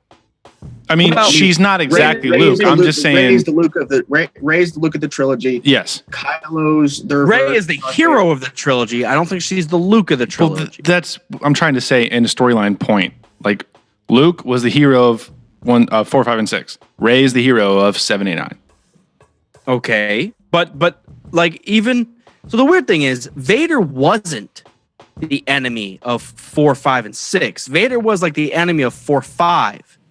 Yes. And then all of a sudden 6, it was the Emperor. 6 was kind of mixed because Vader was still a villain, but then he was talking to his son, trying to turn him because Vader wanted to get Palpatine out. He wanted Sidious out. I never thought that when I first saw 6 though. Like I know there's other stuff around it. He even says we can overthrow Sidious. We can overthrow the Emperor. Yeah, but I never thought he truly thought it. I don't know. Maybe that was my own thought. But maybe that's his tactics for trying to turn Luke. Obviously. And on that point, I kind of think I felt like 8 was 5 and 6 combined. Like it almost feels half of me feels like 8 is the end of a trilogy instead of the middle in certain points because they did so much. A lot in that movie. They did a lot of but I think it makes the most sense because they could have easily done, okay, here's how 4, 5, and 6 went. So we're gonna do 7, 8, 9, the same exact path that 4, 5, and 6 did. But they said, no, let's not hold off our Emperor until the third film. Right. Let's do him in the first as a hologram. We see him in the second. He's dead in the second. And then in 9, it's all about Kylo, the apprentice. Right. Because Vader was the apprentice. Yep. But they flipped it because Vader was just a mask. Yep. You didn't see the backstory until 6. We really got to dive into him. So That's why. Go ahead. Yeah. Sorry. So Kylo being a whiny bitch is just him conflicted. Being human. It's human. He's human. Yeah, and he's a so human goddamn being. And so now, because in 7, he was like, I'm not Ben. I'm Kylo Ren. He's creating a persona. Yeah. In 8, he says, it's even in the trailers and in the movie, he's like, let the past die. I don't think he doesn't want to be Darth Vader anymore. I think he's done with that. I think he wants to be Kylo Ren without the mask. He just wants to be himself. And now he's the new Supreme Leader. I think there was a realization that one, maybe he couldn't become Vader because he has to be himself. And by being himself means you don't need the fucking mask, even though it was Snoke to initiate that conversation and that realization. I think Kylo finally figured out, listen, I learned the dark side from this dude who I just fucked up. I need to find out more about myself, like outside of that dude. Because I feel like Snoke might have been controlling Kylo to an extent that we don't even understand. Because we see him only defy him in 8. Yep. So he walks up, oh, I've been controlling your fucking minds. By the way, oh yeah, Kylo cut you in half. I'm like, well, Snoke, how much he says, how much was he controlling? I can see his every intent. That's so false, clearly. No, not clearly. Yeah, clearly. Well, he should have looked over and both. saw the saber turning slowly. But it was this is the thing. It's the both. opposite. It's both because Snoke could have been in Kylo's brain reading his every intent since he was 10 years old. And maybe he was. I just thought and that's absolutely possible because Snoke is way older, obviously, way more experienced. He could be completely, hang on a second. Good. It's probably true. And it's definitely possible that it's been happening for that long. But what happens is Kylo gets used to that. He knows what it feels like. He knows that Snoke's in his head. And when he gets to a certain point where he's strong enough to resist it, or he's strong enough to change something, or he sees Rey as an opportunity to bring in a distraction, to give him an edge and get Snoke out of the picture, like he's been doing that his whole life, or half his life. Snoke's been in his head, and he finds a way to get around it. And that's where I think Kylo's power comes in, is here in 8, when he actually confuses the fuck out of Snoke and then cuts him in half. I think there is a great misdirection. Certain point of view. Stop quoting BT Bam albums, please. Yeah, baby. So when we look at Snoke being cut in half, who catches the lightsaber? Rey. If Snoke was truly in Kylo's head, who could have potentially killed Snoke? Rey. Who the fuck does Kylo blame Snoke's death on? Rey. Am I getting somewhere? I feel like no. Now you're getting into Snoke is still alive fucking theory territory. No, he's saying Rey killed Kylo. Rey killed Snoke. Yeah, that's sorry. Okay, because see, we don't really see who is turning the saber because we can't tell. Well, you see like you see Kylo's hand twitch of Kylo, but I really truly think that was absolutely not. That could have been off-putting. So the misdirection is that Rey killed Snoke. Nope.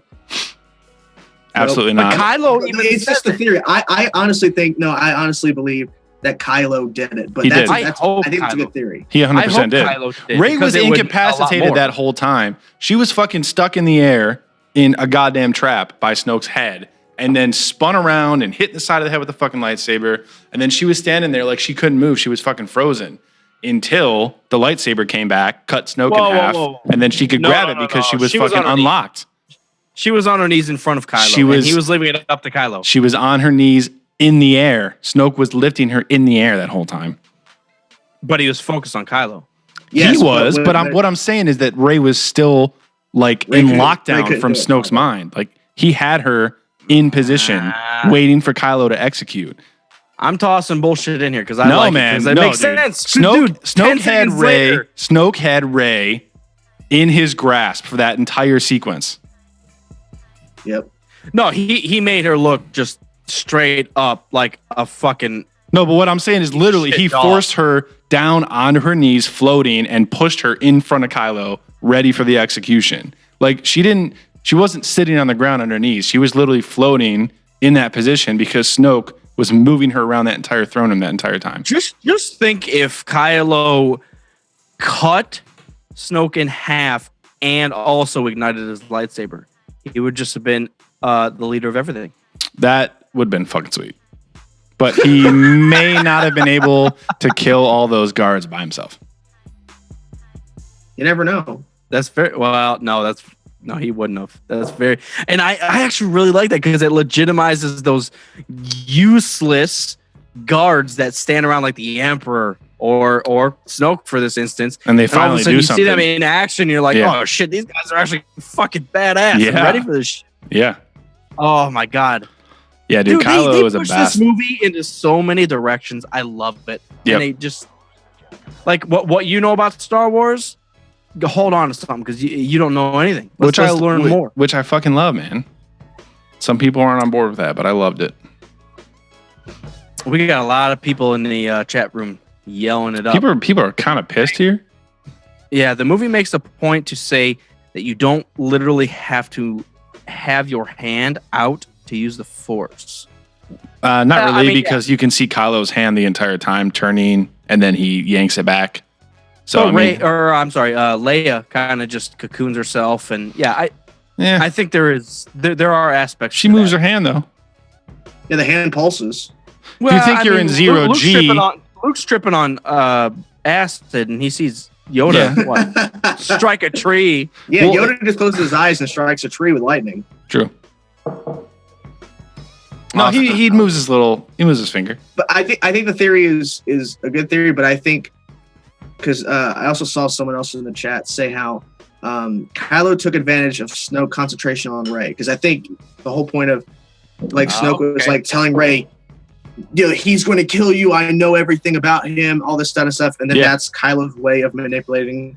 Because Snoke was so into his speech, he's like, I fucking love hearing myself talk.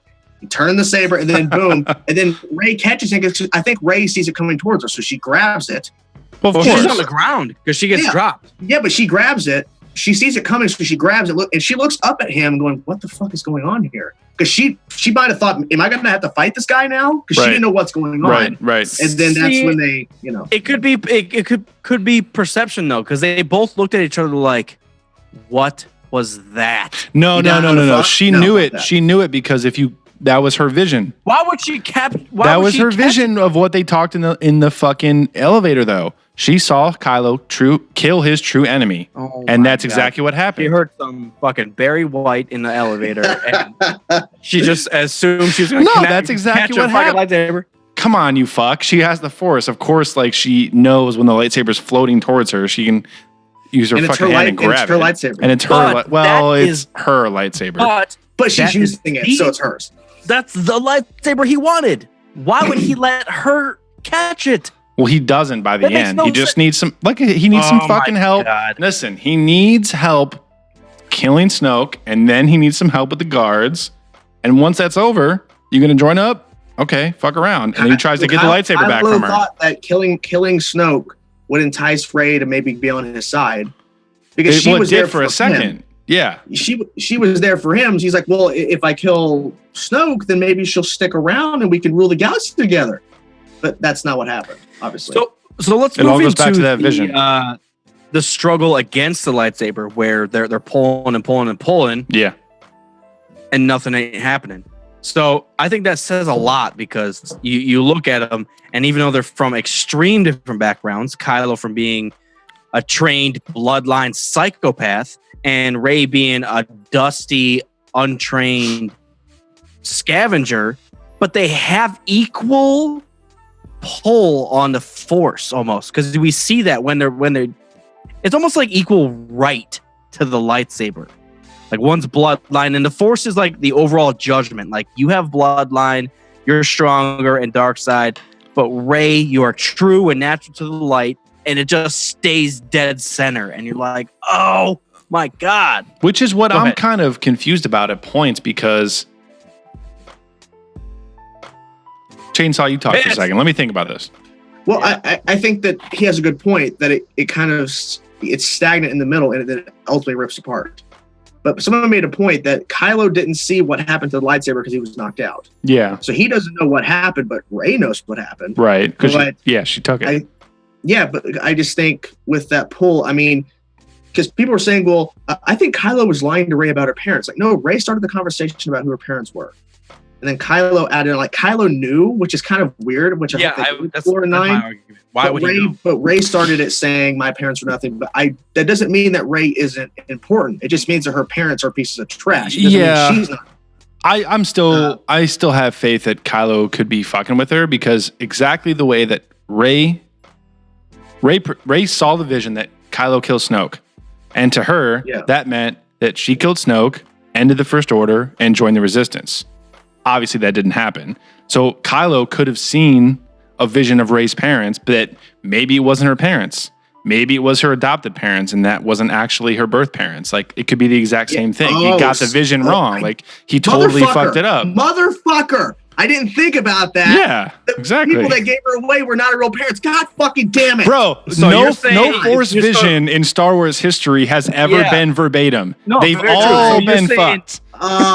So in the end, Kylo Yes. saw a vision of Rey's giver-awayers. We could have saw a And he vision of some assumed- people fucking playing tic-tac-toe with some little girl. Tusken Raiders. You have no fucking idea. You just exploded my brain. I didn't think about that. Well, there you go.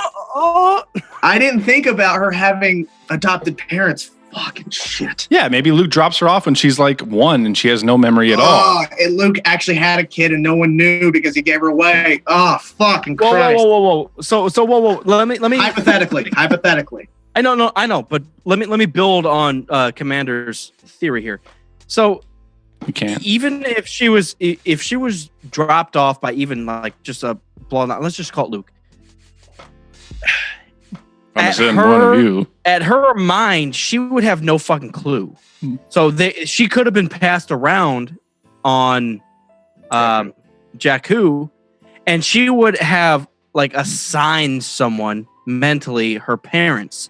And that's what Kylo was tapping into is her mind. Right. And she doesn't even know. But when he says you do know, she's just recalling these people, these pieces of shit that sold her last.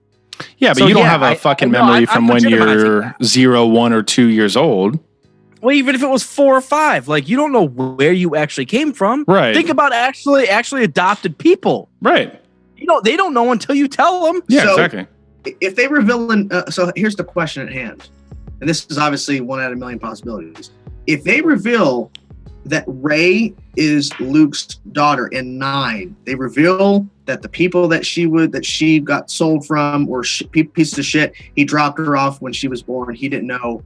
He wanted to hide her, right, from her true. But I don't know. Whatever. If they reveal that, is that going to change your perspective on her, or is it going to make it even ask more questions? Nah, I don't know, man. I've always thought that she was Luke's daughter. And now that we've seen Luke's conflict with Ben, which turned him away and crushed the Jedi Temple and all that stuff, I was thinking maybe Luke had a kid at that time when that happened. The Jedi Temple got destroyed. He freaked out. He's going into hiding. Take this girl to Jakku, get her to safety, away from the Jedi so she has no idea what happened. That was my original thought. Yes. That's where I think that could go. Wasn't he in exile for only 6 years? I don't know I don't know the exact numbers or anything. I think they said he's been in exile for 6 years after the events of Kylo. Maybe there's more to that, but maybe it's just because how long did he have the Jedi Order up? We don't know. And I know that she's younger than Kylo. Yeah, but they could have easily had it set up to where before he created the Jedi, he was still training in the Jedi way, but he had a kid. And he had to get rid of her because he didn't want her to possibly deal with any danger in the future. Exactly. He drops her off. He doesn't know where she is. He hopes and prays she's not a Force user. And then he probably can't even tell because he's been apart from her for we're assuming 20 plus years. Well, not even that. He purposely cut himself off from the Force. Yeah, after a little bit. But even before that, I don't think he would even know because if he drops her off as soon as she's born, she's gone, and he places her with some family on Jakku or whatever. He probably can't even connect or sense her anymore because the Force didn't awaken in her until 7. So maybe there's no way he could have known. Well, it was there, but it didn't awaken until 7. But it awakened. But she was acting like, what the hell is this? Well, but she also says in 8, like, this thing has always been here, but I don't know what the fuck is happening. Yeah, because I don't think it really showed itself or actually showed that it could do something for her until that moment in 7. So yeah. I think there's no way Luke could have sensed her because obviously Leia sensed Han's death because Leia's known Han for all these years. Right. If Luke gave her away as soon as she was born, I don't think there's a way he could have sensed that was his kid. If she walks up and here's a lightsaber, he'd be like, "Who the fuck is who the?" Because maybe he thinks she's dead. He doesn't know.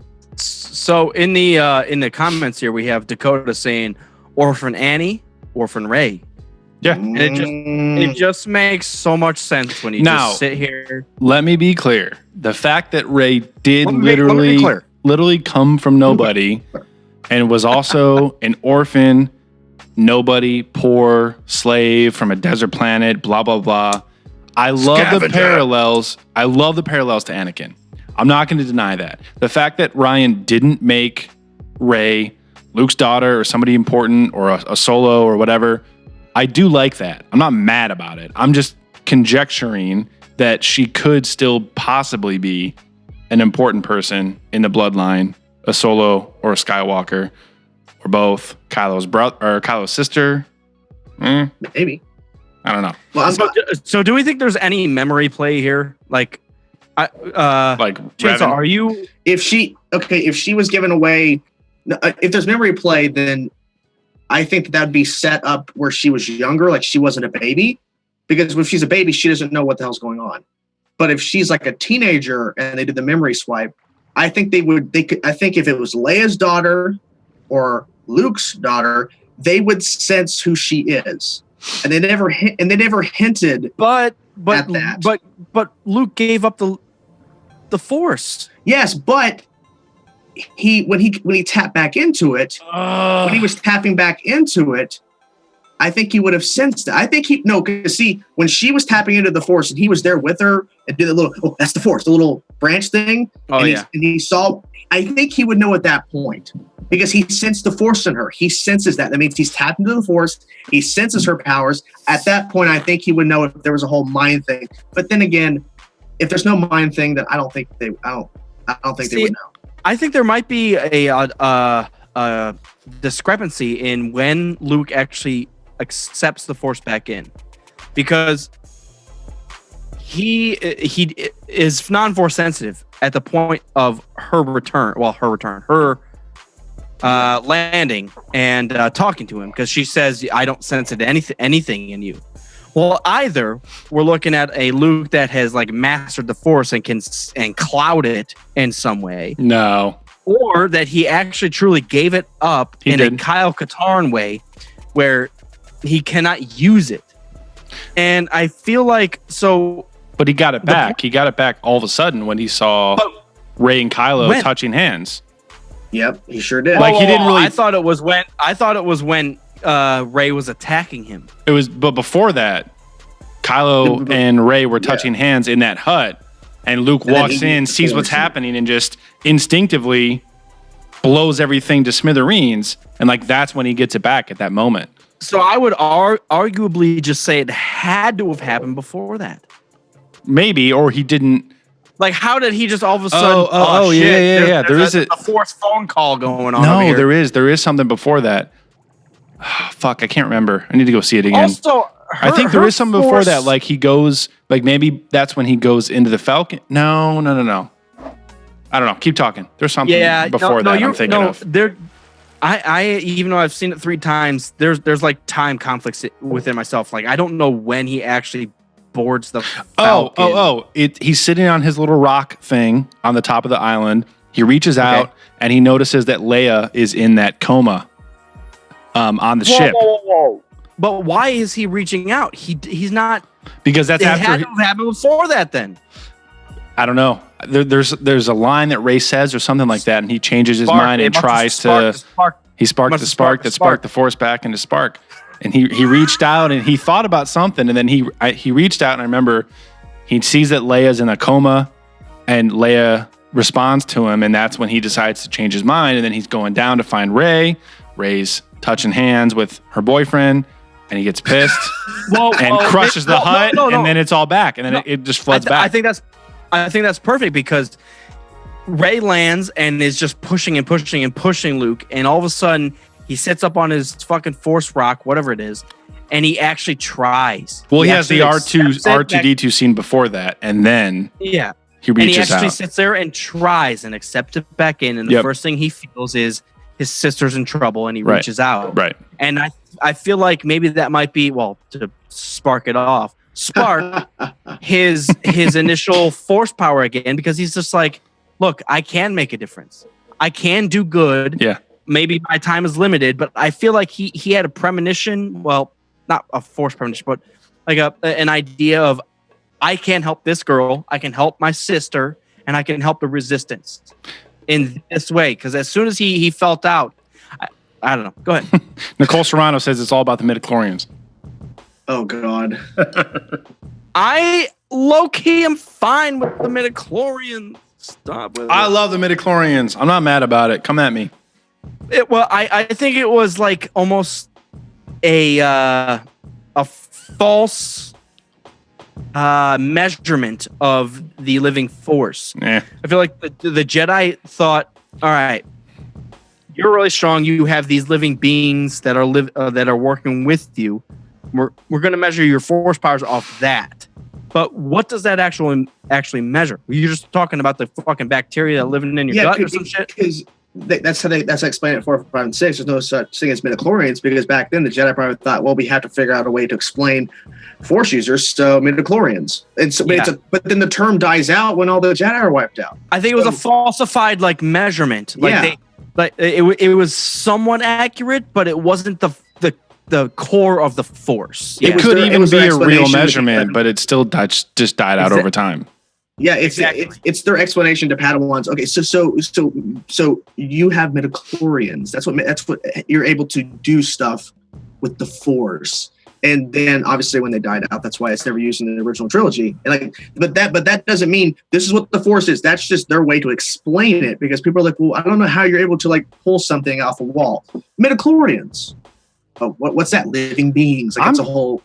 I'm totally okay with it. It's a bunch of bacteria on your genitals. I am totally okay with it because old Ben says it's a life force that's on everybody's fucking bacteria ball sacks, midichlorians, GNA, whatever the fuck he says. It's in everything. It's in every single thing. It's in the computer, then it's in the table, it's in you. In the droids. Luke, it's in my balls right now. It's in my balls right now. Balls right now, Luke, right now. But literally, like he says, it's in everything. Like there's molecules in everything, no matter what type of material it is. So it makes sense to me that, it's midichlorians. That's kind of a scientific thing. Of course, the original Jedi Order would be speaking in terms of scientific measurements, just like they do. Question, are midichlorians explained in the books, or is it something they just made up? That's the question. I think the first time it showed up was in episode 1. If it's talked about in books after that, I don't know. Books, in the ancient books that Rey have, if she references, she reads midichlorians in the books. That'd be interesting. I think, but then they won't. They would never. Yes, but if they did, which they need to. They need to take a risk. If they could really take a risk, fuck this whole titling the movie The Last Jedi, and fuck Rogue One killing all the rebels. If they really want to take a risk, they can write a book that ties into canon and make fucking midichlorians right in that book canon. That's a risk right there. Or they could easily just have to where when Rey reads it, it's in the books. It's a way to explain the Force to people. But listen. Well, it could be a literal thing, is what I'm saying. I'm not mad about that. Yeah. No. Whoa. Let's. So it could be a literal thing, or even if she did read it in the old Jedi books, that does not make it a literal thing. That could still just be ancient measurement in old ancient tech fucking books. Ancient Jedi. It could be in the books. Exactly. She's reading Harry Potter books and she's in the fucking Star Wars universe. It ain't gonna help her much, but it's gonna be entertaining. So we have D Smith in the comment section. She says, "I'm sorry, Mopar. I hear they have medicine for that coming out soon for the itch of the scritch. You better stop itching the scritch, goddammit. I'm trying to tell you. Oh, shit. That's the Earth term for midichlorians. Itching the midichlorians. Midichlorian, baby. Midichlorian. Yeah, I think it fits so well that Obi-Wan may have had just a skewed view of the Force because of his Jedi training. Yeah. I don't see the problem. Episode 4 in 1977. It's an energy schmield. It's an energy shield. Energy shield. I just energy shield. Jesus Christ! I've been thinking about Shmi and KOTOR way too much. It's an energy field that is in all living things. And then episode 1, I mean, he's pretty much saying the same thing, but he gives it a name. Midichlorians. Well, they're in everyone's cells ever, and some people have. I forgot the name. Yeah, maybe he did. He was drunk as fuck for like 20 years. He was just chilling, drinking away. Yeah, exactly. Yeah. It's like midichlorians. Some people have a lot, some people don't have any, and they can't use the Force. Sucks for them. Problem solved. Yeah. There you go. I'm not mad about it, man. Travis Dunn says, I wish Mace was still alive. I don't. I wish Samuel L. Jackson wants to be alive. Yeah. So that kind of links in. So let's actually get into our list of things here. So Liam Neeson is open to returning as Qui-Gon for the Kenobi film, which is also the Kenobi film's not confirmed yet. No, but they're working on it, and they're going to announce it. Yeah, they have to. Pretty much they have confirmed. To. But what thoughts do you have immediately that he could come back as Qui-Gon? Well, I feel like the first thought is the only thing that they can really do is that time between episode 3 and 4. So I have to imagine on this hiatus on Tatooine at the cantina doing nothing for 19 years. Just having a drunken premonition of my He's old man. having a goddamn bender for 19 years long. I don't understand. Like, I don't know what they're going to throw in there to make that like a story, but I feel like if he has that time and it's kind of in solitude, most of it, and he's just looking over Luke, he needs some reflection back with Yoda or with Qui-Gon. Because I feel like a lot of times in the prequels, when Jedi are getting their training, it's with their master on missions. And they're doing something, they're going to settle a dispute or they're going to attack Count Dooku or whatever the fuck it is. And they get that experience that way. So if Obi-Wan is just sitting on Tatooine for 19 years, like he's going to get rusty. And for him to like defeat Darth Maul like he does in Rebels, and for him to eventually find Luke, get him off of Tatooine, approach Vader on the Death Star, like he can't just go completely dark forever. He needs to do some things. And part of that, I think, is some training with Qui-Gon Jinn, for sure. I think there's a story where you could easily set this up. You could easily say, okay, before the Rebels, where he fights off with Darth Maul and all that stuff, he hears through the Force, Qui-Gon, kind of like where Yoda does in the Clone Wars series, and maybe he goes to Dagobah. Maybe he runs into Yoda. Who knows? And that's where he talks to Qui-Gon, and maybe there's a thing where he has to go up, and maybe Yoda sends him somewhere. Maybe something's going on, and he needs Obi-Wan to do this in order to maybe there's something that's going to be happening. Maybe the Empire is coming to Tatooine and Obi-Wan has to try to prevent that, because if they discover Luke, the mission's failed. So maybe there's a way you could tie that in. Yeah, I have a feeling they will do, if they do something, they will do something like that where they might pull Obi-Wan off of Tatooine, but he knows his purpose and knows that if he's not there, shit will go awry. So I feel like there might be something that pulls him off Tatooine, but he is so persistent that he fucking let's get rid of it and get it done and get back, because like in Rebels, which is canon now, fucking Darth Maul will show up. I cut him in half 50 years ago, and he's showing up on my fucking... They would have to heavily show that in the movie that he does not want to leave Luke.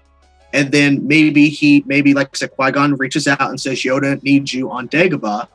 Maybe even Yoda reaches out to the Force, because Yoda reaches out to the Force in Rebels. So what if he does that too and tells Obi-Wan, It's okay. I need you now. But you have to show that conflict with Obi-Wan. You can't just show him, okay, I'm out, bye. No, he's like, no, I have a mission. This is my thing. And then Yoda says, no, I have to pull you away for now.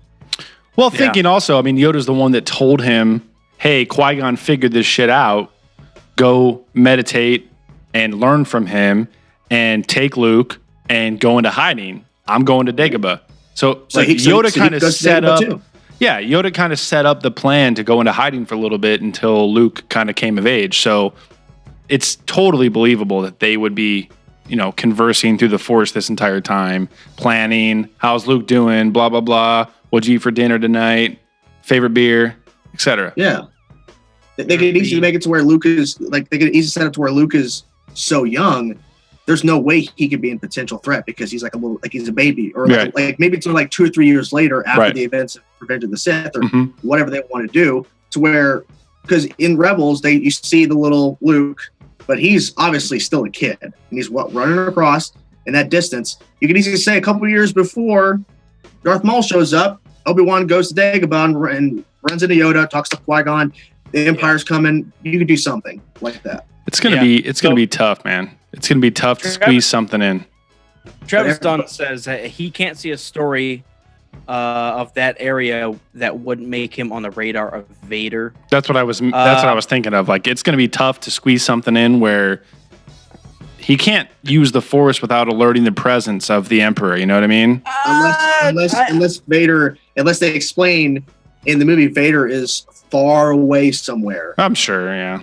I just think Vader might assume after 5-6 years of nothing from Obi-Wan, Abs, you can't feel him in the Force. You're gonna stop looking.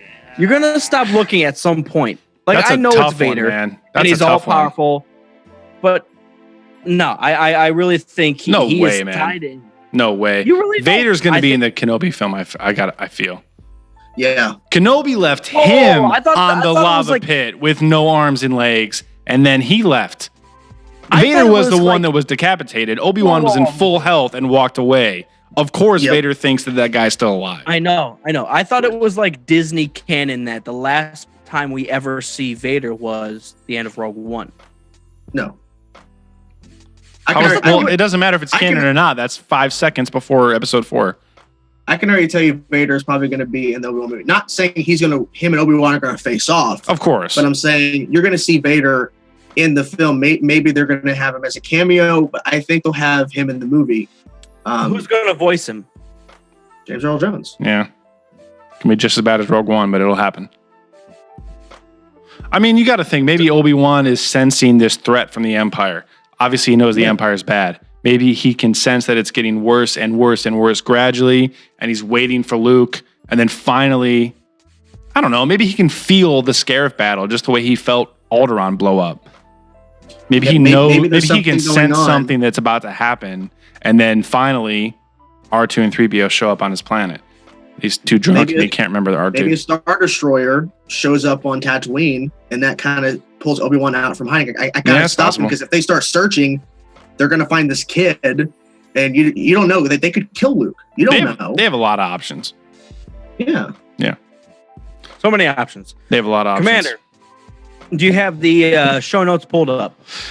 Yeah, I wanted to end on the thoughts and the synopsis for Solo. Yeah, all right. Go ahead. So we'll do that. All right, so I'm going to read off the synopsis from StarWars.com, which is basically the translation is a Han Solo movie is happening. So the official synopsis, still happening. It is still here. It's going on. So the official synopsis for Solo is: board the Millennium Falcon and journey to a galaxy far, far away in Solo, a Star Wars story. An all-new adventure with the most beloved scoundrel in the galaxy. Okay, all stuff that we know. Through a series of daring escapades deep within a dark and dangerous criminal underworld, Han Solo meets his mighty future co-pilot Chewbacca and encounters the notorious gambler Lando Calrissian in a journey that will set the course of one of the Star Wars saga's most unlikely heroes. So it's nice that they gave us some info, but again, it's just like all the shit that we knew. Of course he's going to meet Chewie. Of course he's going to meet Lando. He's going to get the Falcon. And that's pretty much what the movie's going to be. All right, whoa. So there's it's a lot there. There's a lot there. Maybe dissect it for me. All right, so through a series of daring escapades, like we always knew that Han Solo was a jackass. A bunch of pornos. So, well, dear God, dangerously criminal. He meets his mighty future co-pilot Chewbacca. I am actually truly interested in how I'm very excited for that. Yeah. How we canonize meet Chewbacca, because Yep. there's a lot of other stories about As we've that. talked about, the legend stories that Han Solo's on the Empire, has to enslave Chewbacca with all the Wookiees and decides to rebel and save him and blah, blah, blah. So Right. hopefully something along those lines happened. But encounters the notorious gambler Lando.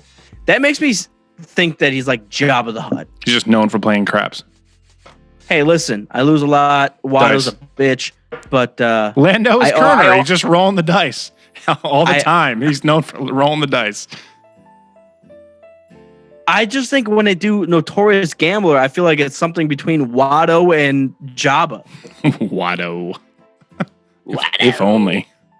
Yeah, I mean, no joke. This says absolutely nothing. I know. That's what I was saying. Like the synopsis was like, he gets the Falcon, he meets Chewie, he meets Lando. All right, well, that's kind of what we knew. The only like questionable, like they say escapades, and you're like, well, they could go for a hike, or it'd be really interesting if like Boba Fett or Jabba showed up. I guarantee you, Boba Fett has to. They have to. If they don't, yeah. Will you guys be pissed if they don't? Because I would. It's a wasted opportunity. I don't want to say that I'm going to be pissed if they do one or the other. It depends on how they craft the story. You know what I mean? Like Jabba could be a cameo. I think Boba Fett needs to make an appearance. Exactly. I agree. I think Greedo should make an appearance. Yeah. That'd be cool. Why not? Before he shoots him first. Oh yeah, I forgot about that. Let's and that was a quick synopsis. But the synopsis sounds like a Star Wars ride at Disney. No, it's yeah. Well, I was it doesn't sound synopsis. And honestly, that synopsis scares me because even though Ron Howard is a beloved director and they shot more of the movie than they're leading on, I honestly am worried this movie is going to be a failure because they started off with these two young directors who are mostly comic directors, and then they take the script and say, "Fuck the script. We're going to improvise. We're going to make it feel a quirky." Was it fuck the script or fuck their filming? No, they said, "Fuck the script. We're going to improvise all this shit." Oh shit! Yeah, did you not know this? Did you not know this? No. So Lord Miller, like as we know, Kasdan wrote the script. They got the script. They got signed on. They started shooting the movie. They said, "Fuck the script. They're going to improvise this shit." They were improvising scenes. They were changing the tone of shit. Whoa. Okay. Yeah. I read it the wrong way. I thought you meant like there was a script there in front of them, and they made it, and then they're like, "No, fuck that." No, Kasdan wrote it. Kasdan wrote the script, and the script is still there intact. But Lord and Miller, direct-wise, they just said, we're going to improvise. We're going to switch it up. We're not going to follow what we agree with Kathleen Kennedy. You can't do that with Star Wars. That's what they were doing. Yeah. So Kathleen Kennedy booted them out, got Ron Howard in like a week later, pretty fast. They claim they shot bits and pieces. They shot the majority of that movie. 80%. Oh, yeah. Yes. 80%. So my fear. 80%. Now, here's the beauty. This film could be a fucking masterpiece. They just don't want to start marketing it yet until The Last Jedi is completely out of people's minds. Right. Okay, I understand that, but they should have had a trailer out in front of Last Jedi. They should have. Yeah, it should have been there in the theaters with those. They should have been in a theater. Yeah. Yep. Yes. So my worry is that with that synopsis being so childish compared to other synopsis of other movies, because it's just bland, basic shit. We've already heard this Han Solo is a smuggler.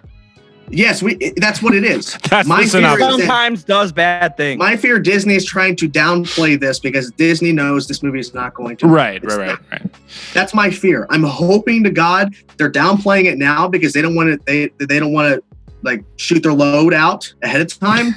But but my fear is that if that first trailer does not get anybody, if that trailer is kind of meh and there's no excitement, it's a failure. It's Han Solo. If people are not excited for that first trailer, it's a bomb. They it's not gonna they work. have to crush that trailer, man.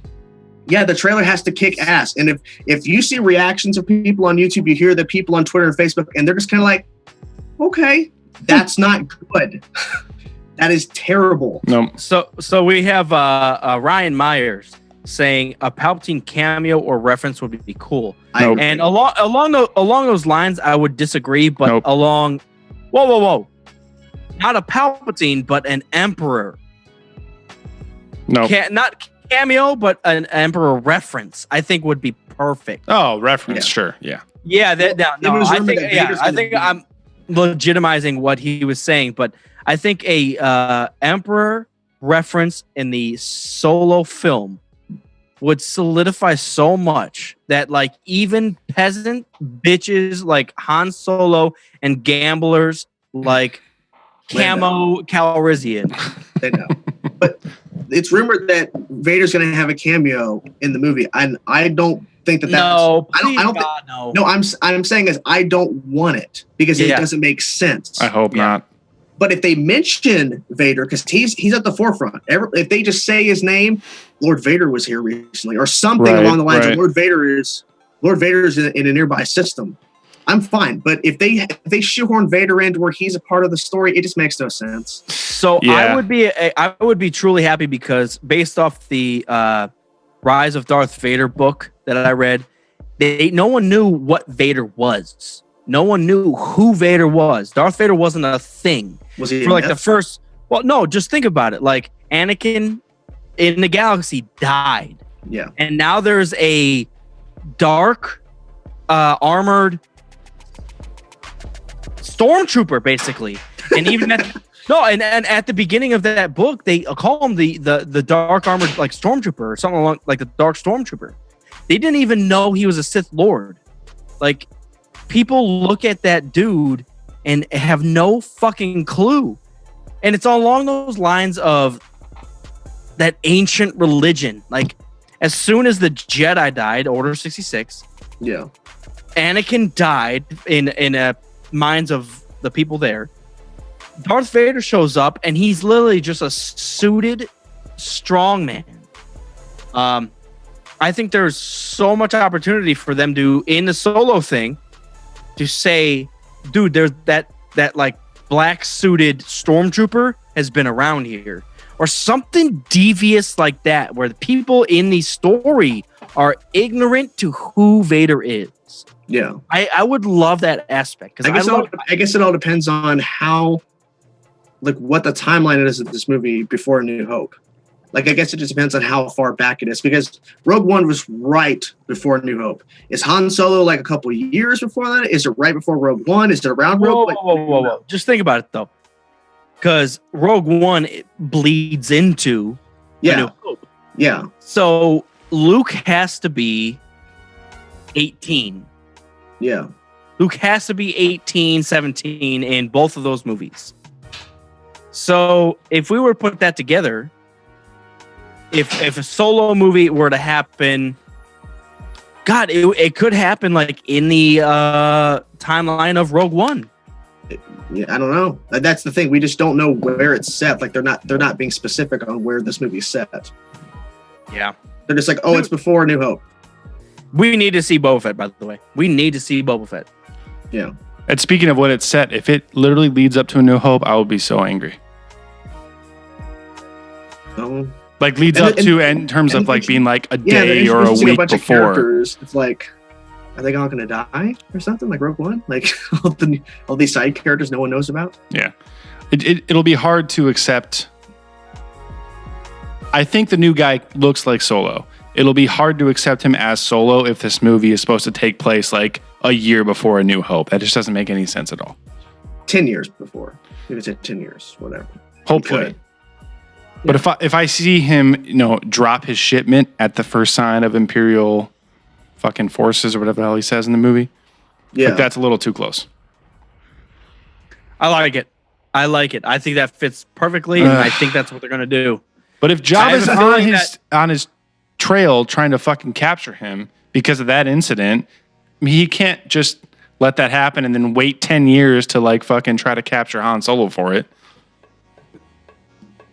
Travis Dunn says, "Will we see Jabba?" Which is actually a really good. Maybe. Yeah. Can we talk about how Jabba is the worst? I'm going to say this is the worst character in the Star Wars universe. Worse than Jar Jar? He's a large pile of shit.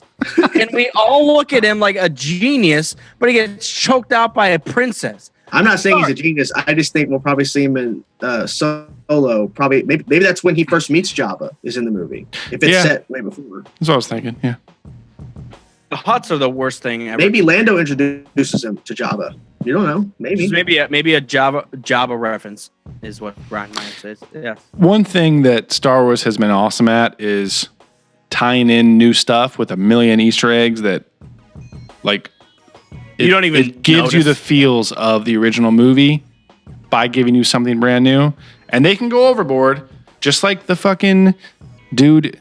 I have the death sentence on 12 systems guy from Rogue One. Like, that's out of control. I don't know who approved that, how that got through the fucking board. That was the worst decision of all time that Star Wars has ever made. But they know how to work those Easter eggs in the movie. So I think with Jabba and Boba Fett and Chewie and Lando, all these options, I think, and the Kessel Run, I think we have plenty of shit to look forward to for Solo. All right, let's move on from Solo. We got the last bullet point here. Star Wars has now grossed a total of over $9 billion in theaters as a franchise. Jesus. So yeah, all Star Wars movies complete, like together. Yeah. Well, and as a franchise, and my question is, I'm assuming that's just films. Yes, all the films. So 9 films total have grossed not over $9 billion. Over 9. It's over $9 billion. Yo, shit. Here we go. So they're averaging $1 billion a film. That's very accurate. And episode 7 was what, $2 billion? Yes, it's already past that.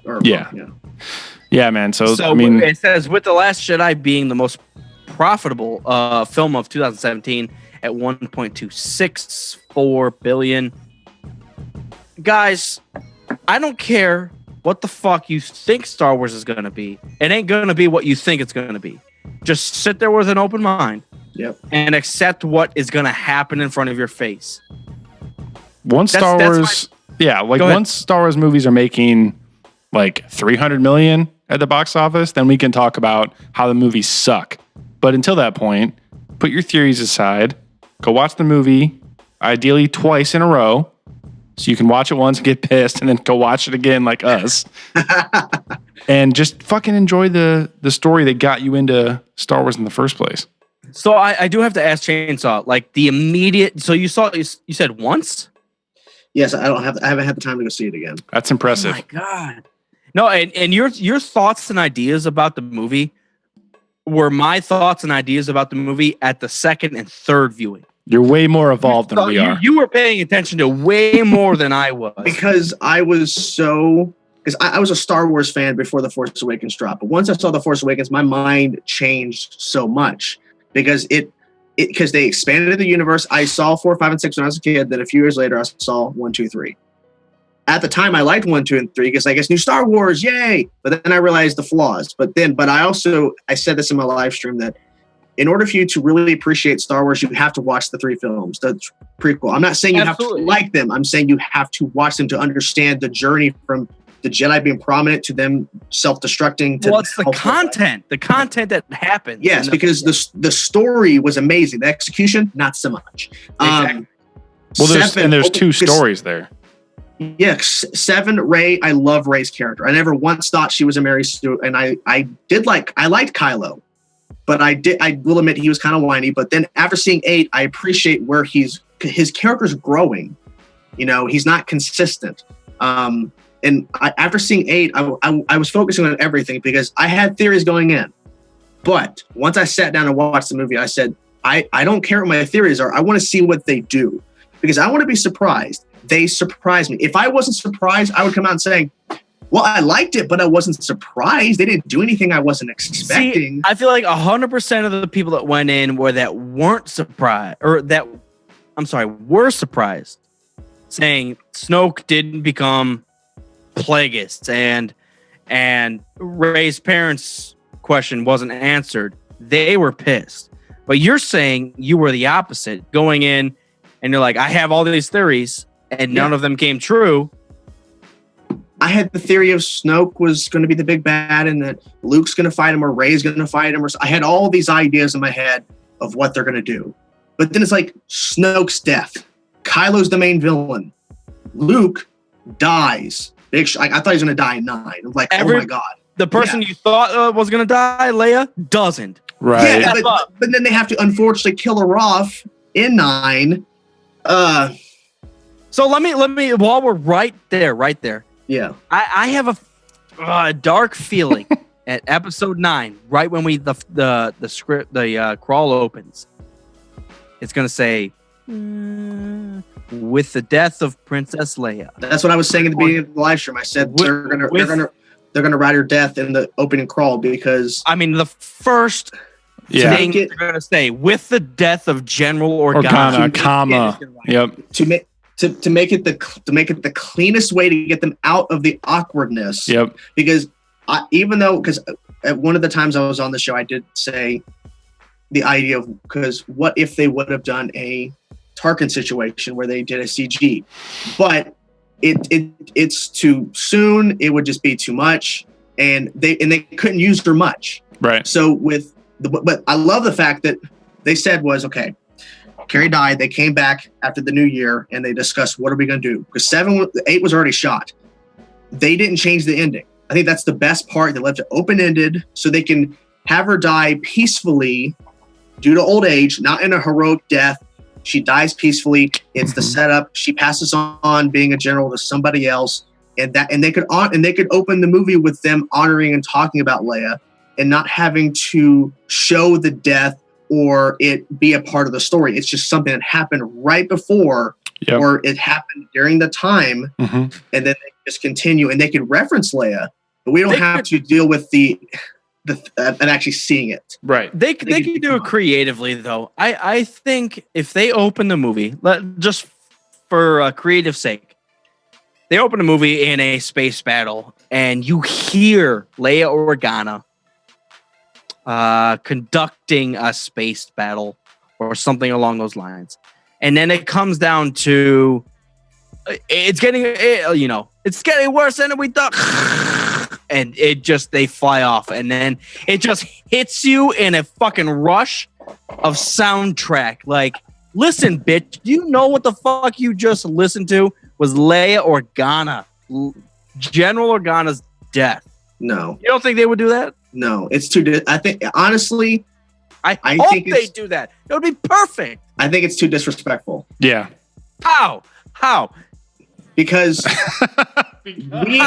we as fans grew up with Leia, no matter how old you were when you watched those movies. And you're going to push her out in some fucking script?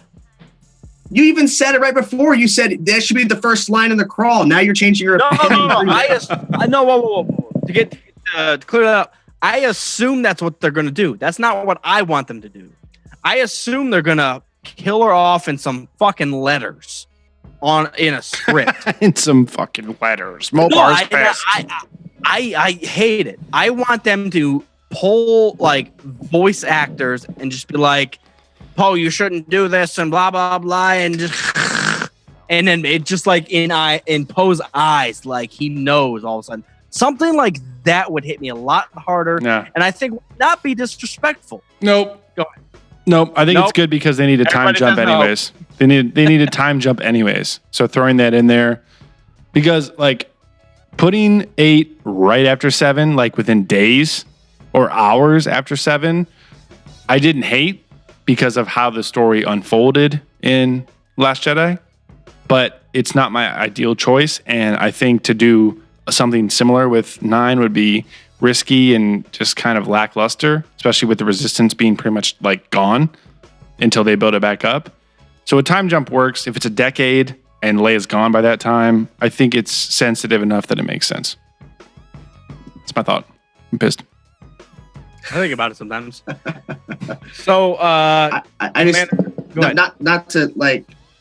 I just think that if you do what you were saying about Leia, I think that a lot of people will be pissed. I think a lot of people would be angry about it because I'm not worried about a lot of people. If I observed one thing, everyone's going to be pissed either way. But here's what he's doing right now. If they don't do if they don't kill off Leia like he wants, he's turning into one of those people that are mad that it's not confirming a theory. See, that's the problem. No. If they do it right, the problem with Star Wars fandom. Well, you are the problem with Star Wars fandom. If they do it right, I'm not mad. If it doesn't do it, a lot of people get pissed. Like I had this Snoke, and it's not true. All the movie sucks. Well, they all do suck. Midichlorian. So whether it happens in the crawl or in the movie, I have faith that JJ will do it the right way, and that I will appreciate how it happens. Agreed. I'll say that. If they kill her off like that, where she's the ship and the ship explodes. But I think they could portray the emotion the same way without killing her on screen, or at least in the movie. Yes, they can still portray that. And you got to realize, like, even my theory of it, they're not killing her on screen. So I think that's the way to do it. But I just with just words in the crawl, that irks me. It just irks me. We're getting a long episode here, so if you're up for it, Commander has some Marvel stuff that he would like to jump into. Let's do it. I got nothing to do it. Let's do it. Fuck. All right, I wasn't expecting that. All right. We're going into Marvel territory right now. Hey, yeah. So Chainsaw, you know a lot more about comics than I do. So, but I've been going back through Marvel stuff. I just started leading up to Infinity War. I calendarized everything to figure out how many movies there were and how many I had to watch per week up to Avengers. And I'm trying to squeeze in some of the Netflix stuff, but I don't know if I can watch 13 one-hour episodes of like 5 shows in a row. So I've been kind of picking and choosing. But I watched Iron Man the other night. I finished Iron Fist and I started watching The Defenders all within like the same 2 or 3 days. So I've been mentioning this in the show. I've been trying to decide like Game of Thrones, Marvel, which one I like secondary to Star Wars. And Marvel really captures, it's probably because it's Disney also, but it captures this essence of setting up 50 things across 50 different platforms or episodes or whatever. And then they all culminate in such an epic way that it makes me so happy. Like the first Avengers movie, the way that happens. In The Defenders, when they all meet up finally in episode 3 or 4, whatever the fuck it is. Like even such small things like that, like the Netflix shows, it's not the best acting, it's not the best show in the world, but when all 4 of those guys meet up, it's fucking sweet. So whatever. It's an epic moment because they had built up Daredevil, and then Daredevil season 2, then they had Iron Fist, Luke Cage, Jessica Jones, and then they do The Defenders. Yeah. And what they beautifully do is that they don't get them right away in the first episode. You have to wait. Right. So the third episode at the end to go, oh, by the way, here you go. Yeah. And I think it's a good moment. I mean, the thing is, Daredevil gets universally praised by people. Yep. Luke Cage and Jessica Jones are kind of mixed with people. Right. And Iron Fist, of course, had the whole controversy with whitewashing, which is never whitewashing. Danny Rand's always white. Anyways. That wasn't the controversy that I thought. It was just like, it sounded good. No, the controversy was there were people that say, well, he's a white character trained by Asians in martial arts. He should be an Asian character. No, Danny Rand was white in the comics. Anyways, Iron Fist, I think, is the weakest show out of the 4 shows. Yes. But I still enjoy it for what it was. It could have been a lot better. But The Defenders, like you said, The Avengers is the culmination of setting up all these different things, and they all come together in one unified front. 8 episodes of the Avengers movie. Can we simplify the Defenders? So what do we got here? Defenders, you got Iron Fist, you got Daredevil, you got Jessica Jones, and you have Luke Cage. So it's just the 4. Well, no, there's other characters, but it's all 4 of them coming together in a storyline that's been kind of set up throughout the other shows. Yes. At least some of them. Yeah. So all of them have been revolving around New York City and this organization called The Hand, and these people that have been being killed and reviving themselves like over like hundreds and hundreds of years, and this Kunlun fucking mystical shit. Hand. Yeah, they are. Is that like the Foot Clan from TMNT? First thing I fucking thought of when I saw that. They are 5 they are 5 people that were from Kunlun, and they separated from them. And they basically want to get themselves back in there. So they're trying to do this whole ritual situation. And there's a bunch of twists and turns in that show. I think that's the beauty of it. And yes, Jessica Jones, I think, is the only show that had no connection whatsoever to the Hand. That's why she's so confused on the Hand. She's like, what the fuck are you talking about? Like, she doesn't believe any of the nonsense. Right. Even though she's a super-powered human anyways. They had to slowly integrate, but because what I like the most is that they set up their own story, not like this is a Daredevil story with the 3 other characters. This is a Defender story where they're all coming together for different purposes and different reasons, and then they have to work together. Right. Kind of like the Avengers. Right. So.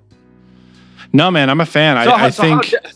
How different is it? Because I haven't seen it. It feels like it doesn't feel like at first it feels like. When Daredevil's on screen, it's a Daredevil show. When it's Jessica Jones, it feels like a Jessica Jones show. But when they're all on screen for the majority of the show, it feels like a unified show where it doesn't feel like one person's more important than the other person. It feels like its own thing. Mm-hmm. Okay. So I think it's its best quality because they could have easily made this a Daredevil 2.0 show with the 3 other characters because he's the most popular out of the 4. Right. Luke Cage can punch people through walls. But Daredevil has the most popular show because he's basically Batman blind. That's what he is. Right. So, but since his show came out first and people love him the most, they could have easily just made a Daredevil show with Defenders. He's not like with Tony Stark as he runs the Avengers and stuff, right? Like that. Yes. But what I like is that they didn't really have a leader for the Defenders. Right. And the fact that, like I said, they made it feel like a unified show, not just this is Daredevil with 3 other people. Well, and they resist coming together for a while. Yeah. Which is kind of what happened in the Avengers. They fought each other. They didn't want to work together. Yeah. And it had to be Coulson's death to bring them to really unite and fight back against Loki. So the other thing, and I don't mean to pull away from it, but while I'm thinking of it, Justice League has come out since we've talked to you. Yes. Okay. and I know you're a DC fan. So really, you couldn't tell? What do you got? Emperor Palpatine force power on your shit? Unlimited power beanie. Unlimited beanie. It's very depressing. Whoa. You were that upset about it? Wait, no, what? No. Here's the depressing part about it. Okay. Justice League, I enjoyed the finished product. But then, since the movie has came out and we've learned so much information about what happened behind the scenes, it has made me go, Warner Brothers, you fucked up majorly. Whoa. Are we talking about like the mustache fiasco? Or yes, because that was all due to reshoots. Well, that was bullshit. Yeah, I will completely agree. But there are scenes in that movie that were cut out and replaced with humor that should not have been cut out. There is an after credits scene that was going to have Bruce Wayne on his home on the water that you've seen in BVS, and he was going to wake up to a green light. 2 Green Lanterns were going to be at his house. Fuck yeah. In a post-credit scene, and they cut it out. It out. But we already saw Green Lanterns in it. Yeah, but Green Lantern died in the flashback.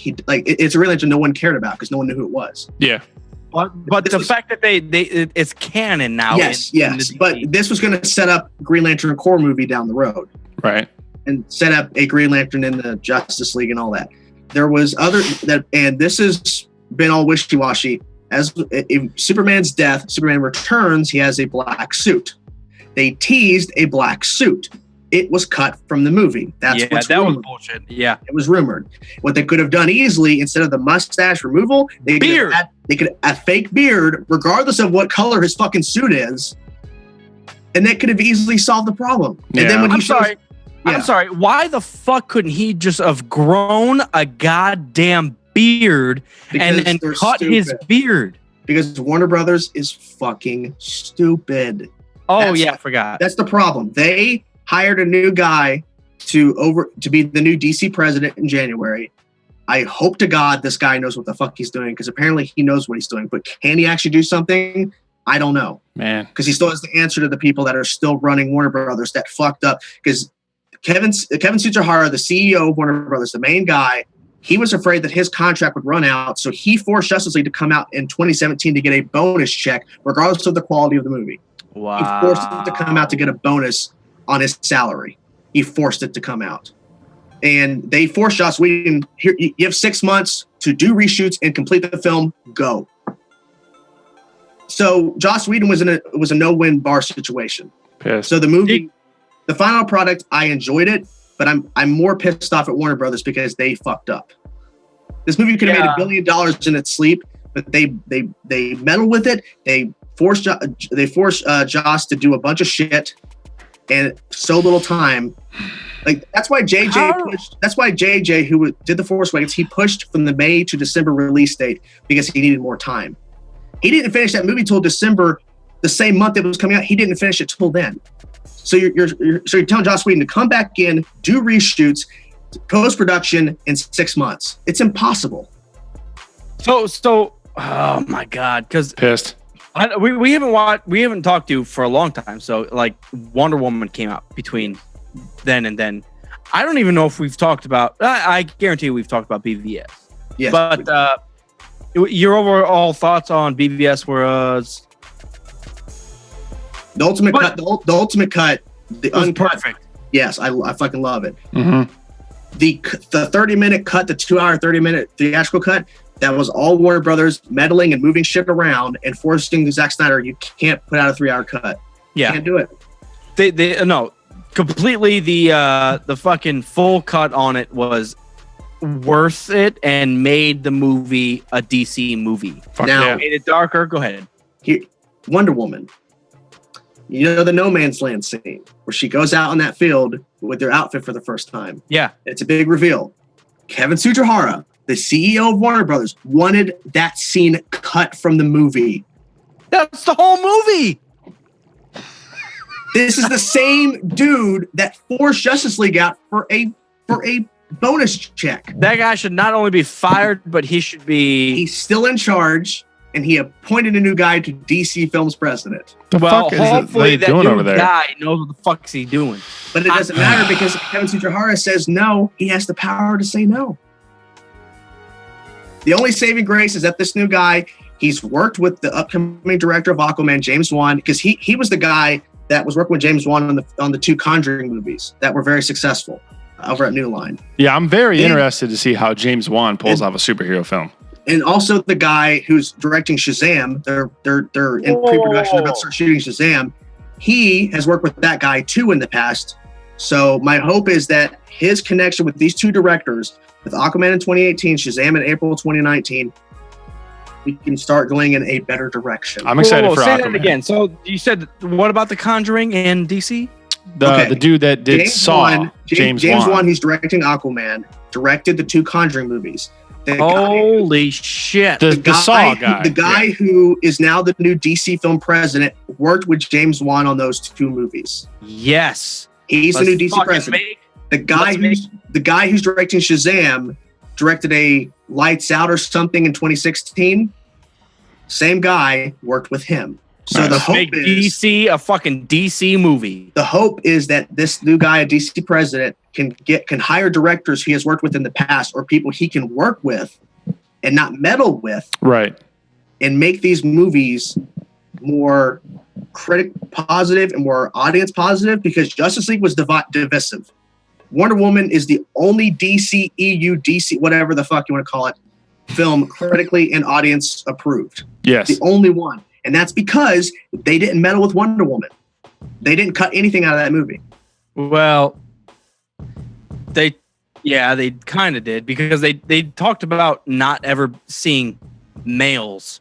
Like, you're a man. Men are on the island. They reshot some stuff, but every single thing that was shot for that movie was not removed. Like, Patty Jenkins fought back against the No Man's Land scene being cut. If that movie was cut, that would have been bad. But everything that was shot for that movie is in the movie. There's no extended cut because nothing was cut. But Suicide Squad was also metal too. So yeah, is there a planned like extended cut of Justice League? Well, it was rumored forever, but they just announced the Blu-ray, and there's only one confirmed bonus scene, which is the Return of Superman, which is when he gets a suit again. Fuck him. I hate Superman. But the thing is, Suicide Squad was the last movie that got an extended cut. But there was so much backlash. People were going, "Why am I paying to go see a movie in the theater?" And then there's an extended cut that I could have easily seen it for the first time, but yet you're holding it off. So the Wonder Woman didn't have an extended cut. Yeah, and Justice League is not getting money. I don't think they're going to do it again because people are not going to be wasting their money to see a theatrical That's the problem, cut. though, is like the extended cut is what the fuck we wanted to see in the first place. So, of course, you're going to make money on that shit if you sell it. Yeah, but they won't because they're fucking stupid. God, man. Well, their thought was at first, well, if they don't like the theatrical cut, we put out the extended cut, people will pay money to see it. But the problem is people are like, wait a minute, you're putting out a better version of the movie in BVS. Why didn't you put this out first? So now they're pissed at Warner Brothers. I feel very anxious and stressed talking about DC right now. It is. I have a feeling that DC doesn't have the balls to put out what they need to because it's still a superhero thing. And the superhero thing is like toddler to 40. But DC, well, to be honest, DC is not a toddler to 40 audience in general. It should be like a 22, 21-year-old to 50 audience. Or it could be 15, 16 to that, like. Well, I think it's just they're trying to attract a younger audience that isn't the immediate audience. They're trying to hack into that Marvel shit.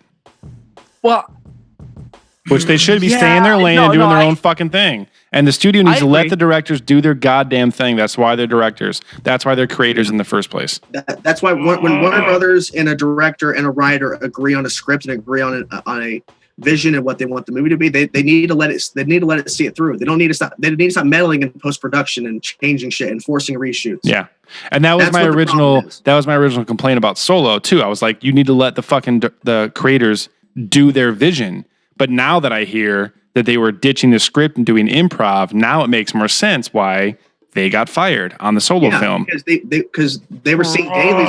Why is Han Solo not acting like Han Solo? Because they're like, well, we wanted to do this instead. But that's not in the script. Well, what would have been perfect for them is them to do what the fuck they did and then release 2 different movies. That's never going to happen. Whoa, I know that will never happen. But just think of this fucking under the cover movie that was never made. Yeah.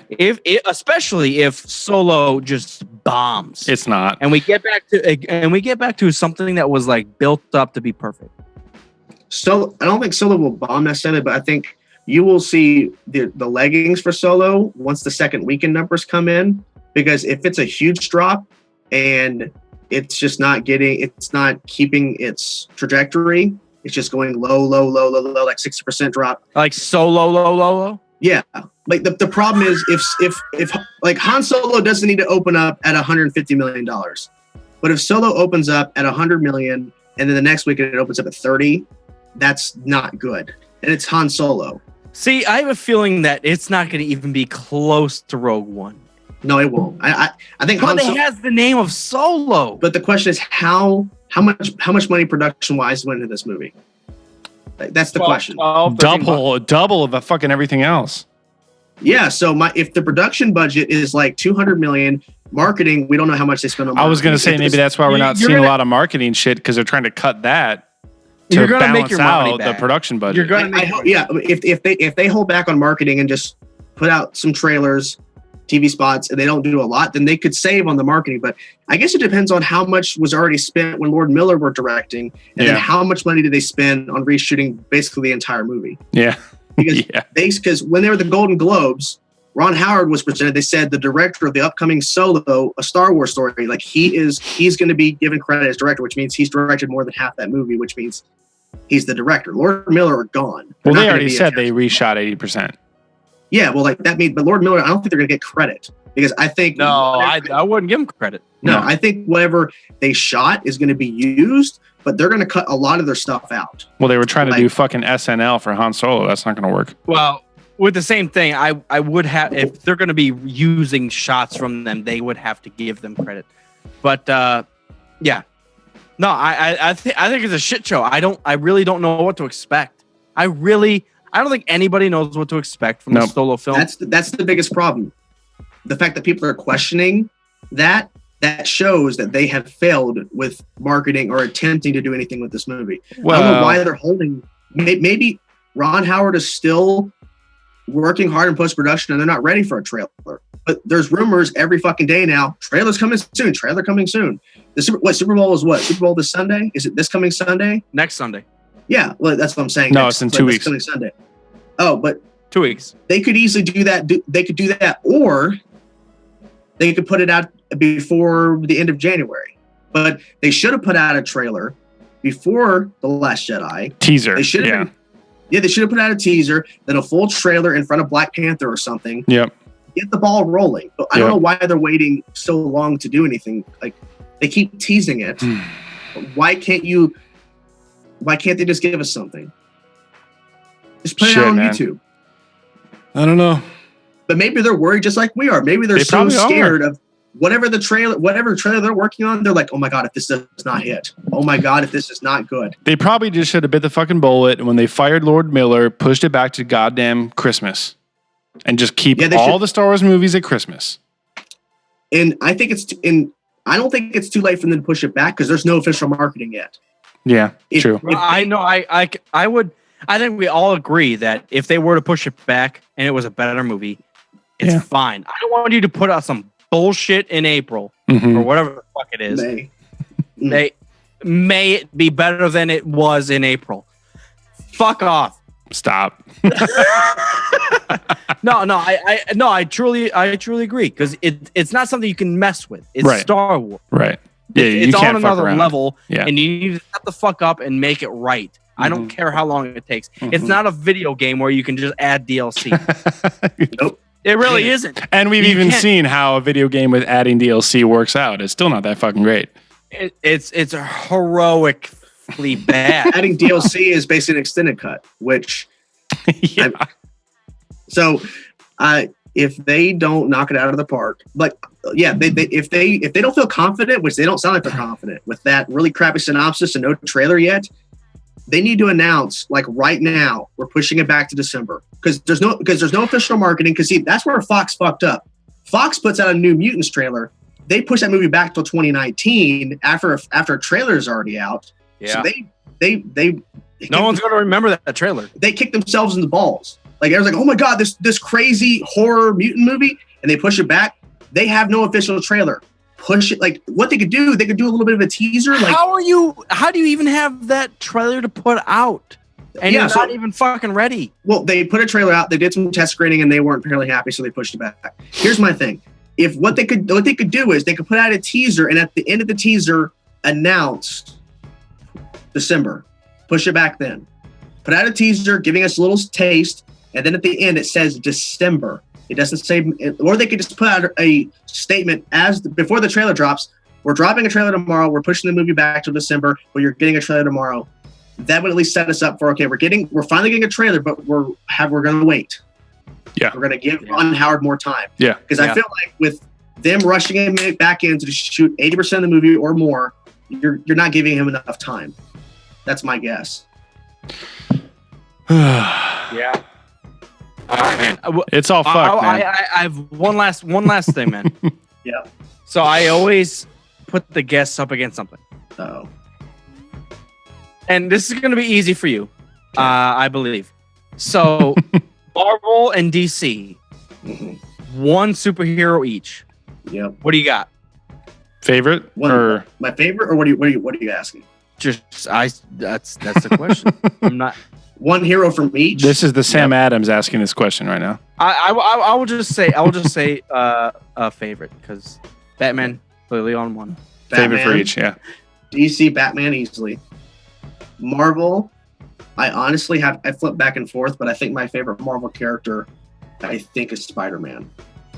Ooh, I love it. I love it. Honestly, Wolverine. When I was watching, when I was young, I was watching the animated Spider-Man. Logan, dude. Logan. X-Men, the animated series from the 90s. Batman, the animated series from the 90s. All those. Wolverine, I liked him in the X-Men animated show, but when I saw Hugh Jackman And I saw X-Men 2000, the first movie of X-Men. I was like freaking out as a kid because that's Wolverine. Like, that's awesome. It's fucking Wolverine. Yeah. They casted Wolverine as Wolverine. I flip back and forth, but honestly, I would some days I say Spider-Man, some days I say Wolverine. Today I say Spider-Man. Tom Holland is doing a fantastic job. Fuck yeah. But Wolverine is definitely it goes back and forth. You know what's the weird thing is I would almost put like X-Men apart from MCU. Almost. Well, yeah. Well, now they're going to be joining the MCU. I get it, Fuck but yeah. I feel like, all right, and I'll put that out there. So outside of, well, No, he's you fine. already answered. You already answered. Spider-Man and Batman. Yeah. Now, if you were to ask, Batman. now the better question is, who is my second favorite DC character? That's an interesting question because that made me think all day because I don't know. Aquaman. No. Arkham. And honestly, Superman is not my second favorite. Fuck fucking- Superman. Yeah, he's my last favorite. Yeah, me too. A lot of people say Batman, Superman, then they go down the line. Superman's not my second favorite. No joke. Commissioner Gordon is above Superman. I fucking hate. I'll take Superman. 60s Aquaman over Superman any day. I would take God. these everything. I just don't like anyone that is just all powerful and obviously cannot die. Like even when he dies, wait, listen He's up. not dead. Yeah, He ain't dead. I got you. No, and that's why I see it's a give and take because I appreciate Marvel and what they can like bring to the table because it's crazy. Yeah. But at the same time, I like the dark and craziness and the internal struggle. But there is no internal struggle when you have Superman that can just live every fucking day. I can't believe you didn't say fucking Flash, bitch. No. No. But this is just my favorite beanie because it's the most comfortable on my head. I get it. But Batman is my favorite. He's always been my favorite for a long time. But if I would have to make a list of my top five, like top five from 5 to 1 Batman, I don't know who my 4 would be. That'd be really hard. Like, just like when we were talking about a Metallica top 5, I'm like, how the fuck am I going to do this? Yeah. Oh my God. Because I instantly want to put To Live Is To Die as number 1, but Oh my God. Damn. yeah, We need to do that because we do. But here's the thing: if we're I gonna have do, such different. if we're gonna do a top 5 Metallica, we need to at least have a set number of honorable mentions. We can list Yes. off so we have more variety. 25 honorable mentions. No, I was thinking. Let's make it an even. If we're gonna do a top 5, let's do a 5 honorable mentions in no particular order. Or you could put it in order, but I would say top 5. But before we get into our top 5, we go into our 5 honorable mentions and just kind of list them off and kind of discuss, and then go into 5. Yeah. And then 4. See, yeah, that's what I would like to do is like 5 through 2 and then just do honorable mentions because Oh, okay. I'm gonna go. I'm gonna. We are all crazy Metallica fans, and I grew up with Cody, and No, you didn't, bitch. Listen, I never met you, but I truly think we would each have. The craziest thing is, I truly think we might each have 5 different tops. I think. Yeah, and if Definitely we do honorable possible. mentions, I think our honorable mentions will probably be completely different too, maybe. Yeah, You know, because I was I think thinking, there might be like, one that hits all of our top 5. Yeah. whether it's in honorable mentions or at least in the top 5, we'll all agree on one song at some point. There's at least Yeah. like That my number one. 3 is your number 4, his number 2, something like that. To where this song collectively is something but who knows? But I don't. But my thing was I didn't want to just pick a song just because it's popular. I wanted to pick a song because what it means to me. For you. No, yeah. that's exactly what the list. That's the hard part. That's the hard part. It's like trying to figure out your top 5 because like I can you tell had to you listen. If you had to listen to 5, And then we got to do Inner Sandman top 5 is- BT Bams. Inner Sandman is not even close to this list. No. Sad but True, no. I'm tired of that song. Seek and Destroy, it's probably out of there too because I'm tired of hearing it too. listen, Like it's gotta be Seek and Destroy is in there for whoa. me because that's the one song that got me into Metallica in the first place. So that's up there. and Sad but True's in there for me because are you fucking kidding me? No. I'll sing it. I'll sing it when I saw him last year. I sang it last year. Yeah. But when it's outside, I don't go to Sabbath True and go, I want to hear some Metallica. Sabbath True. No. No. I I hear actually you, but do I that kind of think- frequently, actually. I think it's most listenability. So I think if I had 5 Metallica songs that I had the rest of my life to listen to, I think "Sad But True" might be in there. I couldn't do it. I'd blow my brains. All right, well, that's the sneak peek because sneak peek, and we're stopping. I am considering that because it's tough to choose. It differs. It differs from everything I know from Metallica. I mean, you hear the Master of Puppets and everything else. So, yeah, I might consider that. So, Batman is the Black Album of DC. I was actually thinking about that while we were talking about Metallica. I would say Batman and Doctor Strange. Ooh. And I was thinking about the Hulk because I like the Hulk, but like I like him as a hero, but in terms of his personality and is there a struggle and his backstory, I was kind of thinking Doctor Strange a little more interesting, so I threw him Batman in there. and Deadpool. Done. Ooh. We all agree on Batman. Yeah, everybody agrees on Batman. DC. But Forever. Batman is DC. Yeah. Yes, but I'm saying is I like the fact all of our choices of DC is the same, but all of our Marvel choices are completely different. Yes. Well, that shows you that if Batman was not in the picture for DC, I would not give a single fuck about them.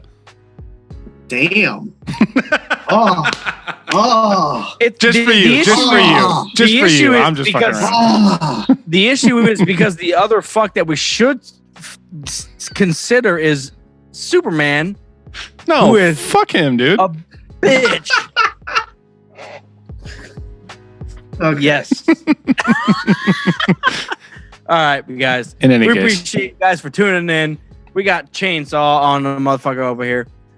We appreciate him. And what are you gonna say about that? Chainsaw, where you come from? What do you got? Where'd I come from? Where do you come from? No, I mean, like, where did you go? Cotton Eye Joe. Chainsaw Reacts, YouTube, Twitter, Facebook.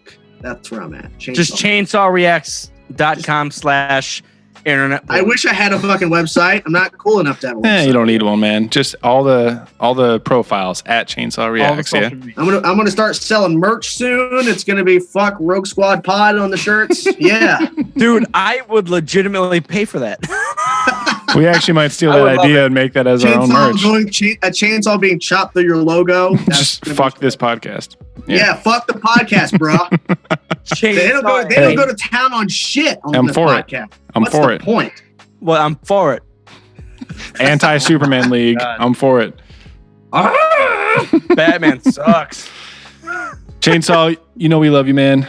I appreciate you coming on again. Appreciate you dishing out your thoughts on Last Jedi. I'm glad that you're in the camp that's positive for new movies and some risks and some goodness. I'm not a baby who can't accept change. You're not a child. I appreciate that very much. Even though you have that beanie on, I appreciate that. Appreciate it. We love you, man. You ain't a bitch. Thanks everybody for tuning in. Rogue Squadron Podcast. We do have a group on Facebook, so if you're not up in that, make sure you join. Just Star Wars and beer. Search that up on Facebook.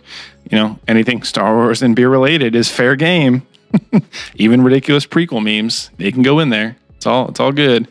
And you can follow us at Rogue Squad Pod on every single social platform pretty much out there. Instagram, Twitter, Facebook, etc. Blah, blah, blah. You just say scram. Did I say scram? Scram. Scram. It's on the scram. It's on the scram. It's on the squad. You can do it. Yeah. That's it. Yeah, I'm a podcaster too. I'm a podcaster too. All right, guys. We love you guys. Rogue Squadron Podcast, episode 131. We appreciate you guys for tuning in. If you didn't join us live, you should. It's usually Sundays, 8 p.m., 7:30, 8 p.m. You go youtube.com/what the fuck happened.